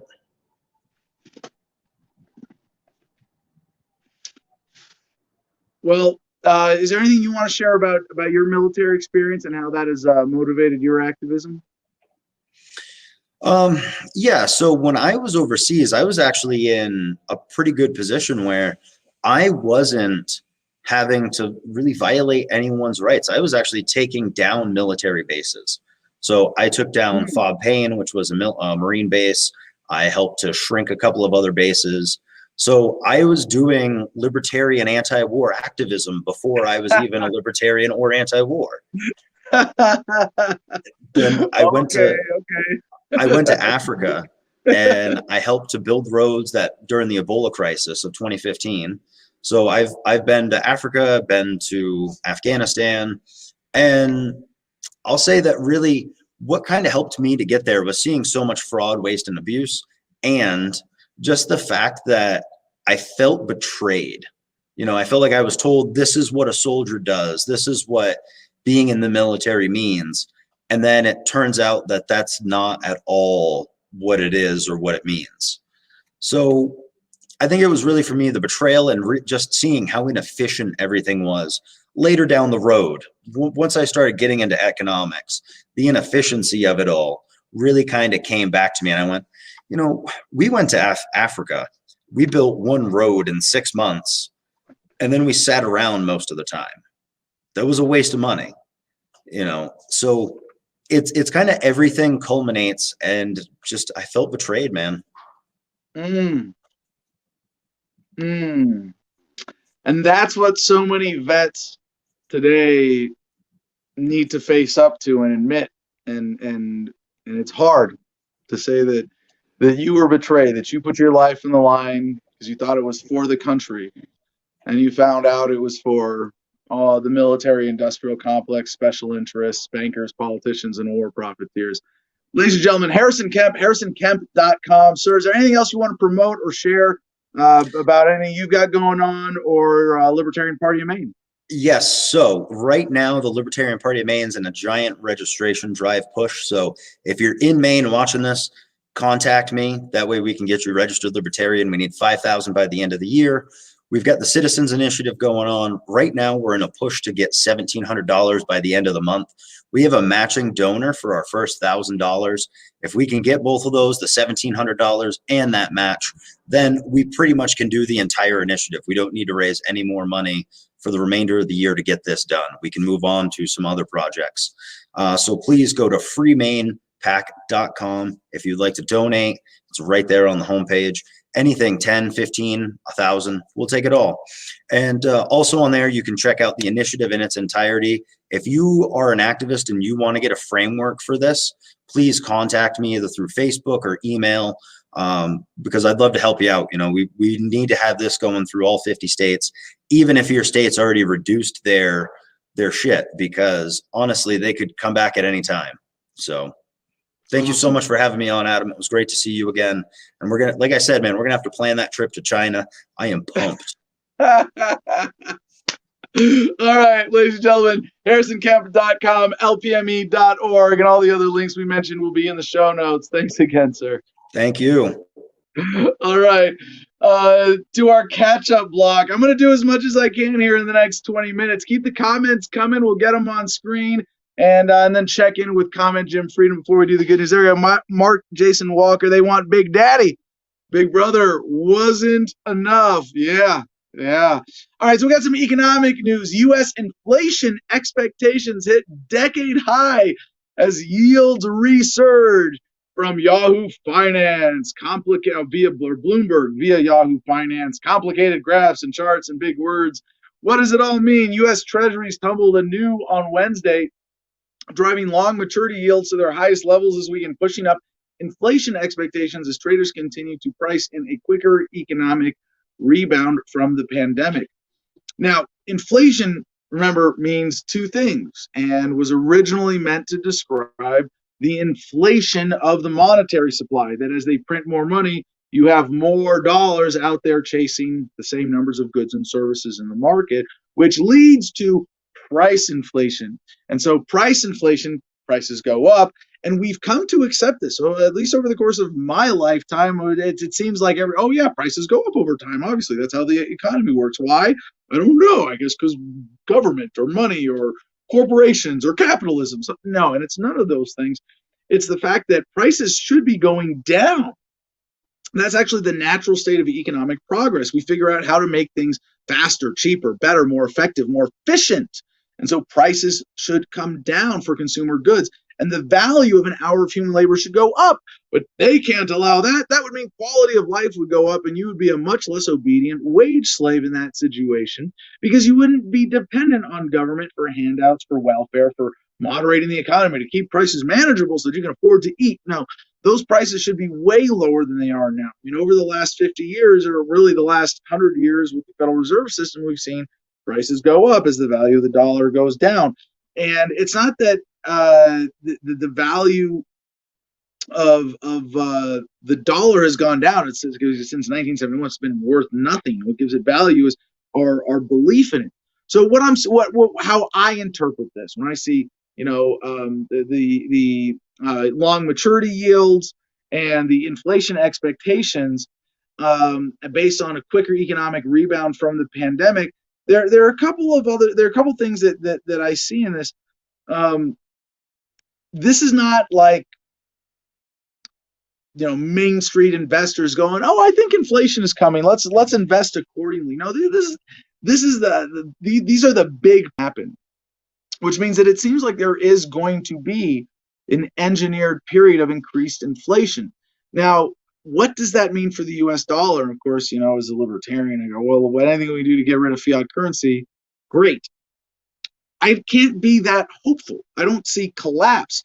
But if we do come to a period of increasing inflation, it may lead to that. It may send the dollar over the edge into that inflationary death spiral. So related to this, as the story goes, also in the background was Joe Biden's announcement that enough doses of virus vaccine should be available to every American adult by the end of May, and report Wednesday that the president would moderate certain stimulus demands to try to win support or his virus relief bill. Rising yields have started to draw the attention of Fed officials, leaving all eyes in an appearance Thursday by Chair Jerome Powell.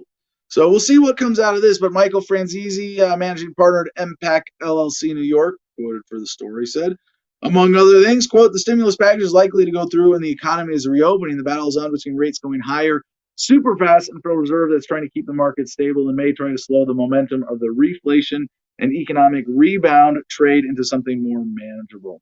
So I don't pretend to understand all this. There's so much economic manipulation happening at the national level, the global level, around the dollar, among between with interest rates and everything else. But it is worth at least watching from a distance to make sure that it doesn't affect you too much. You don't get caught up unexpectedly when something is about to happen. And it's not that it's about to, but we should all be looking ahead to what I and many other libertarians have been predicting would be a period of runaway inflation as a result of increased government spending. And in the past year of the COVID pandemic, it has been, this is not medical advice. Actually, it is. It's bad it's misleading medical information. But so it's because we have spent, because the federal government has spent so much money over the last year, it has created different sort of currency bubbles where, and I don't, maybe bubble's not the right word, but distortions in the economy based on who's getting that money and when. And the main distortion is, oh, we're not going to work. Why would we work? We can just fill out government forms and get free money and sit on our butts, or then work under the table. Why work a regular schmuck job where you got to pay taxes if that eliminates you from the eligibility for benefits that would be better than your paycheck? From NBC, House passes Police Reform Act named for George Floyd. The bill now goes to the Senate, where it will need at least 10 Republican votes who would ban neck restraints at federal level and overhaul qualified immunity. I'm going to guess it's going to fail, but this is just past the House, waiting to go through the Senate. Like the subtitle says, needs 10 Republican votes. You're going to get 10 Republican senators to vote for the George Floyd Justice in Policing Act, HR 1280, which barely passed the House 220 to 212. No. The Senate body is the body of Congress that is the more deliberative body that can put the brakes on such political whims. Why do they do this? By the way, a Republican representative said he voted yes by mistake and changed the official record to reflect his opposition, but barely passed. 220 to 212 on this bill. And what happened last year is a version was passed, but stalled in the Senate, which was then under Republican control. The House bill passed Wednesday night, so has to go to the Senate, where I'll need at least 10 Republican votes for passage. That could pass. I don't know. It'd be exciting if it does. Ending neck restraints, yeah, great. Ending qualified immunity, yeah, you got to hold police officers accountable. And why do they do this, right? Because there are a lot of Democrats who voted for this, like 220 of them, who live in districts where there are police officers, and those police officers have police unions. And what they're doing is balancing this bullshit propaganda for battle where, if you're a Democrat in a liberal district, you can vote for this and tell the cops, oh, it's okay. I didn't really want it to pass and take effect. I knew for a fact ahead of time that it was gonna fail in the Senate, but I just wanted to be able to pander to the rest of the constituents. You understand, we have to keep those idiots in line, right? Let's keep working together to oppress the people. So the Sun, I'm sorry, this should have been in the COVID block. COVID is uncontained on Adam versus the man. But yeah, there is a bit of a spat between the governor of Texas and the governor of California, where in the California Governor Newsom, who is about to get recalled anyway, saying that Texas lifting mask mandates is absolutely reckless. Yeah, and the things that did to get yourself recalled, Mr. Newsom, not reckless at all. Yeah, keep patronizing the French Laundry and see how the people of California feel about that.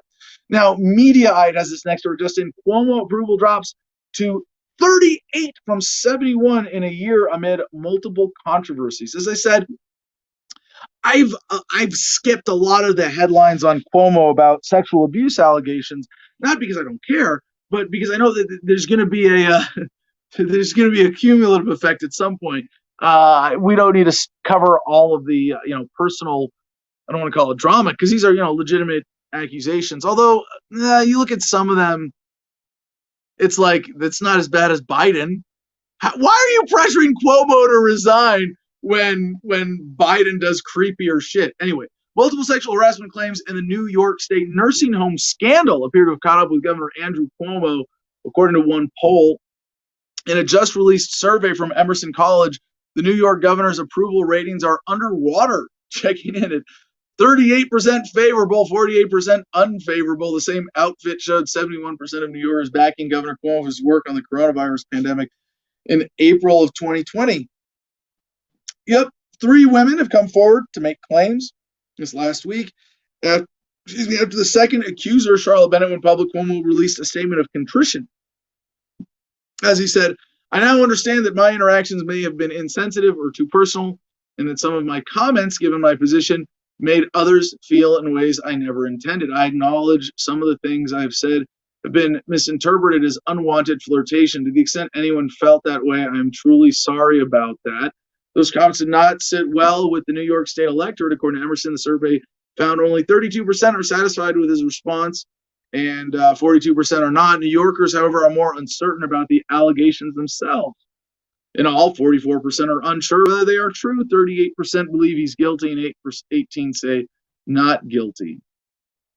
However, where it matters more, opinions are far less mixed about the governor's actions in reporting nursing home deaths. He's been heavily criticized by members of both parties for concealing information about COVID-related nursing home deaths. A total of 59% are unsatisfied with his response, against 27% who are satisfied and don't know better. So, I mean, what does this add up to for Governor Cuomo? Remember, at the beginning of this, he was doing daily briefings as the counterpoint to Donald Trump's daily COVID briefings, and it was really, people were in love with him. I mean, literally, there were women throwing themselves at him because he was that voice of comfort for New York City and the state. But it looks like Cuomo is might be done in by these 2 scandals together.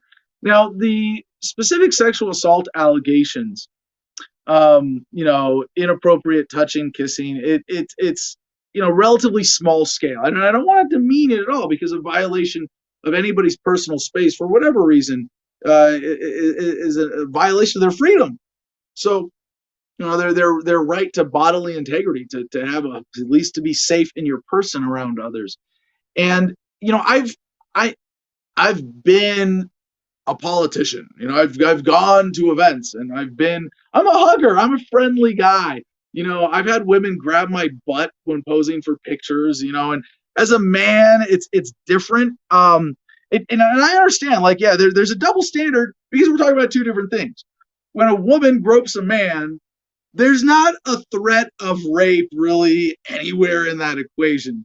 When a man gropes a woman, at least that threat may be there, and in a woman's mind, and certainly in reality, that's kind of the way rape tends to go. But what I want to talk about specifically with this, with Cuomo, is sort of all the inappropriate touching of, and Biden, what he's being accused of by, is it Tara Reid, who worked for him years ago, different, whole other crossing the line of forced groping and disgusting behavior. But here's the thing, there are a lot of famous dudes who go, oh, I'm famous, I'm rich, I can do whatever I want, women should all love me. And there's a line that's crossed.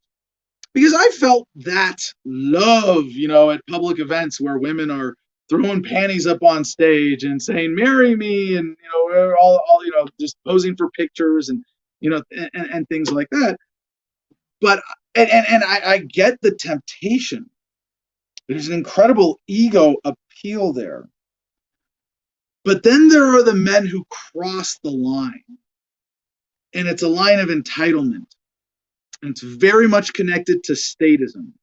Because a statist, a Republican or a Democrat, a conservative or a liberal or a moderate who says that we should use government to control people, that you don't really own yourself, really the collective owns you, government gets to violate your self-ownership if it thinks it's the right thing to do. Well, what kind of psychopaths do you think would be attracted to that kind of power in the first place? Men who want to force themselves on women. So you combine that with the temptation of fame, power, money, whatever it is that leads to this temptation. You see that there are some men who cross that line. And I think people are kind of afraid to get to this. When stories like this come out, we know it's bad. We know it's wrong. We know it's disgusting. But we can't quite put our finger on why exactly, other than a very simplistic analysis of, well, they violated that person. But why is it worse? I mean, a lot of, like, Joe Biden sniffing a kid's hair at a picture. You know, if your creepy uncle did that, you go, oh, that's my creepy uncle. When it's the vice president and now president of the United States, and it was really like the series of photo shoots he did as a vice president, swearing in senators with their families present. You go, this is someone who is willing to use their power against women for his own sexual gratification. And when I see some of these things, I get scared. Like, well, I've done that. I grabbed a woman by the shoulders for a picture, and I made jokes about this, but like, it's never.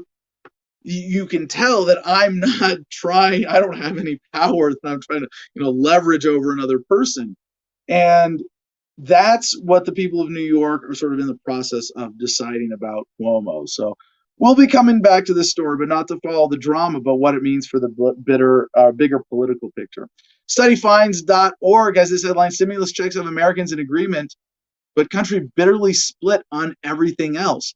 And, as a secessionist, as a localizationist, as a libertarian, what's really exciting about this is that there's a section in this article called "Seceding from Union, a Welcome Idea to Many." Yeah. While stunning talk of secession from states like Texas and other Republican-leaning areas may sound like a radical idea, the survey finds many Democrat voters actually support breaking up the U.S. as well. Quote, until recently, we would have regarded it as too marginal to include in a survey, but state legislators in Mississippi and Texas and state GOP leaders in Texas and Wyoming have openly advocated secession in recent months, prompting us to design 2 survey items to gauge perceptions of this idea, researchers say. Yeah, the survey finds the political divide in America has gotten so bad, 29% of voters would entertain the idea of splitting the country into smaller regions. 1 in 3 Republican respondents support their state seceding from the Union. Yeah. Now, with a Democrat in office, of course, it's overall just 21% of Democratic voters also support secession. However, the idea is even more popular on the left in areas where Democrats hold power. Interesting. So, yeah, growing sentiment there, and it's great to see how, we push. You see why sometimes for these bigger ideas, pushing for a little thing, pushing for a state rep to introduce a bill for secession, even if it's not going to go anywhere. Well, next thing you know, pollsters are going to go, well, let's take an objective look. What do people actually think? Oh, shit, 29%. All right, we're almost there. Right.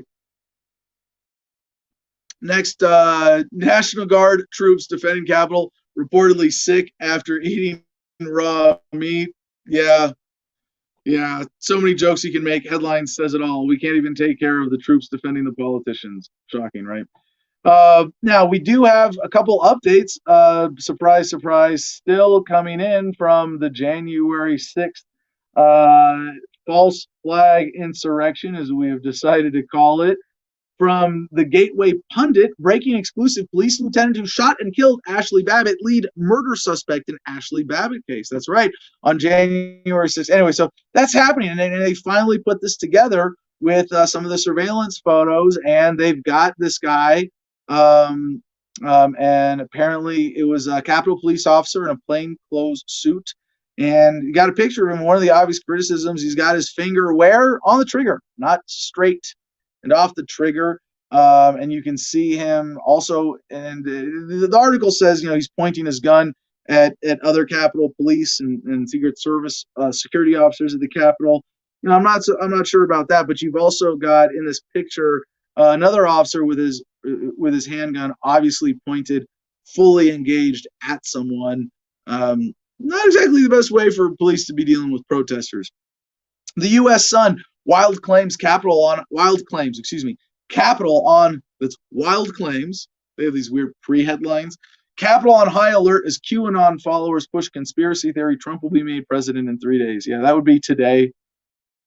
Today, right? Yeah. The U.S. Capitol will remain on high alert until mid-March amid a bizarre theory that Donald Trump will become president this year. You see how they validate this stuff by doing it too? So thousands of National Guard troops will remain in D.C. over fears QAnon's claim may lead to another attack on the U.S. Capitol after followers spoke of a military investigation into President Joe Biden. And no, don't stay up for the next 24 hours watching CNN. If anything happens, I promise. We'll cover it tomorrow. Unless it's really boring, in which case we'll put it off till Monday. Stanford Advocate, another update on January 6th. Capitol rioters said he posed as Antifa, feds say, then boasted he beat police who got exactly what they deserved. Yeah, it's just really easy to infiltrate these groups and misrepresent them. No shit. Reuters, left in the dark, millions hit by internet shutdowns in 2020. The shocking thing about this, you would think, oh, well, geez, what's going wrong? Is it COVID and storms and electrical power outages? And no. Access Now report finds almost 30 countries restricted access to the web at least 155 times last year, preventing millions from getting information about COVID-19. Yeah. So you want to we talk about how bad things are here in the United States. This really we could have gotten into in the COVID block too. But the internet shutdowns around the world are, in other countries, other governments are able to do this in a way that is even more effective as censorship. A couple quick, fun, really fucking gay headlines. Really fun. Fox 5 New York. Crowd rallies around gay men detained on Mexico Beach. Yeah, apparently they were they were arrested for obscene acts of exhibitionism. But in Mexico, they are taking us for, well, as one of the men says, we are gay, and they're taking us for that. The man was handcuffed to another man. Well, gee, now you're just forcing them to be fucking gay. The couple from Canada were kissing on the beach. Police arrived after someone reported obscene act of exhibitionism. Officers, pressured by the crowd, let the men go. So yes, and maybe in a place like Mexico, it's easier to shout down the police with a crowd than in the United States, where they have an effective police gang behind them. But I think if police in the United States tried some shit like this, they would quickly realize the error of their ways as well. Now, unfortunately for sexual freedom, from South China Morning Post, homosexuality can be called a mental disorder. Chinese court rules. LGBT community disappointed. Shocking. Yeah. Michigan woman charged with caring for wildlife without permit. Animals killed by state officials. This is from Fox 13 Memphis. Tragic story. Michigan wildlife officials charged a woman for taking care of wildlife without a permit, then seized 6 animals from her refuge and killed them. Yeah.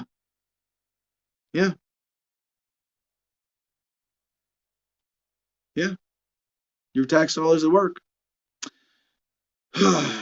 Newsmax. Pope says he must go to Iraq because people cannot be let down. Oh, don't worry, people can be let down, but cool to see how this plays out. From National Justice, comedian raided by FBI Joint Terrorism Task Force after Jewish organization takes offense to his jokes. And this is where gun control is so dangerous, because in this case, it was used as the excuse to go after him for being a felon with a gun, even though it was from 3 years ago. And I want to say this is, defending the indefensible. He uses a number, as the article says, Miller has grown in fame in recent months for dressing up like the Joker and making politically incorrect jokes about race and sex on the chat app Omegle. Never even heard of that. He uses a number of props in his act, including a clown gun that fires a flag that says nigger. And it's got nigger in quotes. So it's okay for them to put this, because now they printed the N-word there, but all right. But yeah, and I'm not endorsing any of his message or any of the offensiveness. I mean, I'm Jewish, but the ADL are the ones who went after him. The Anti-Defamation League, which is the Jewish, I don't know even what to call it.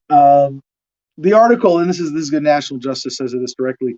The ADL does not shy away from flagrant hypocrisy on the question of trafficking and racial humor. It only opposes it when an out-group uses it. On the day before Miller's arrest, Greenblatt took to social media to wish Mazel Tov to Sacha Baron Cohen, an ADL member whose claim to fame is dressing up in costumes and racially abusing strangers on the street for mean-spirited laughs.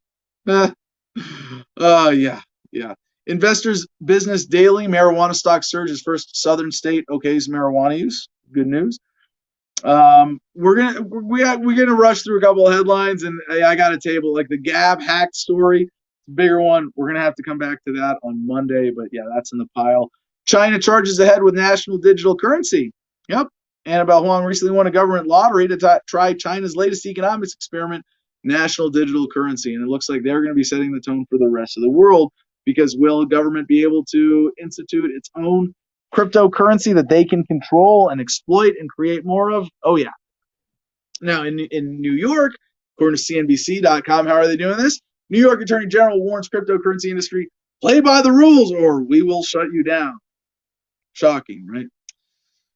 Okay, I think that's it for headlines that we can skim through today. So let's get Comment Jim Freedom up here to check in on the audience. And there are a few interesting headlines we will come back to. But tomorrow is Good News Friday. So for Good News Friday, get your headlines in. If you're in the Producers Club, we do have a big stack lined up. No alien stories this week. Am I missing Zero? Something? The aliens are taking a nap. Yeah, I guess the aliens are taking a week off at least. So, Jim, any comments worth sharing?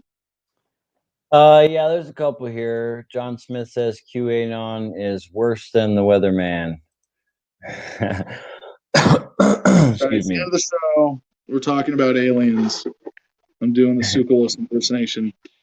I'm not saying it's aliens. I really need to watch the show more, or like actually get a Tsoukalos impersonation if I'm going to do this. But yeah, there's my George Tsoukalos hair. I'm not saying it's aliens, but aliens.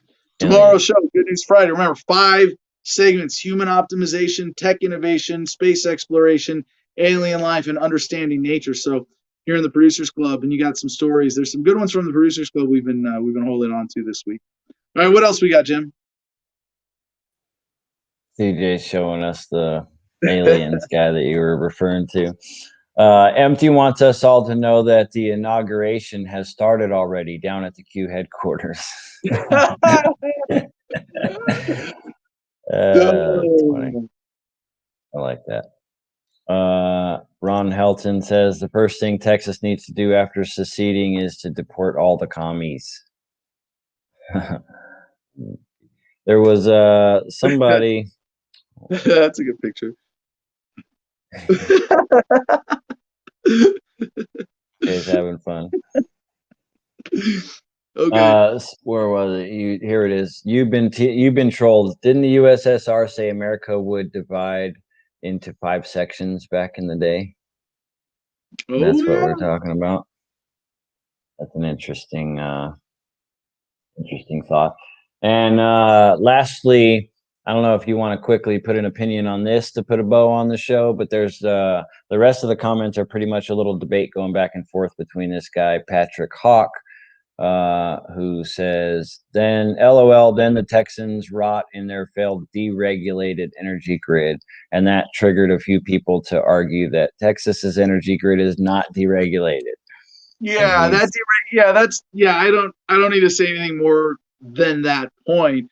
That the idea that the Texas energy grid is deregulated is a fucking bullshit myth.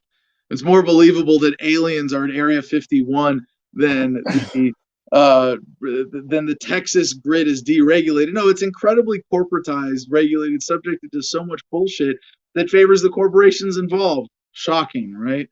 No, and if you want to play this game, you are really falling for the liberal economic nonsense of, oh yeah, see, deregulation leads to bad shit. Like, no, that's corporatism.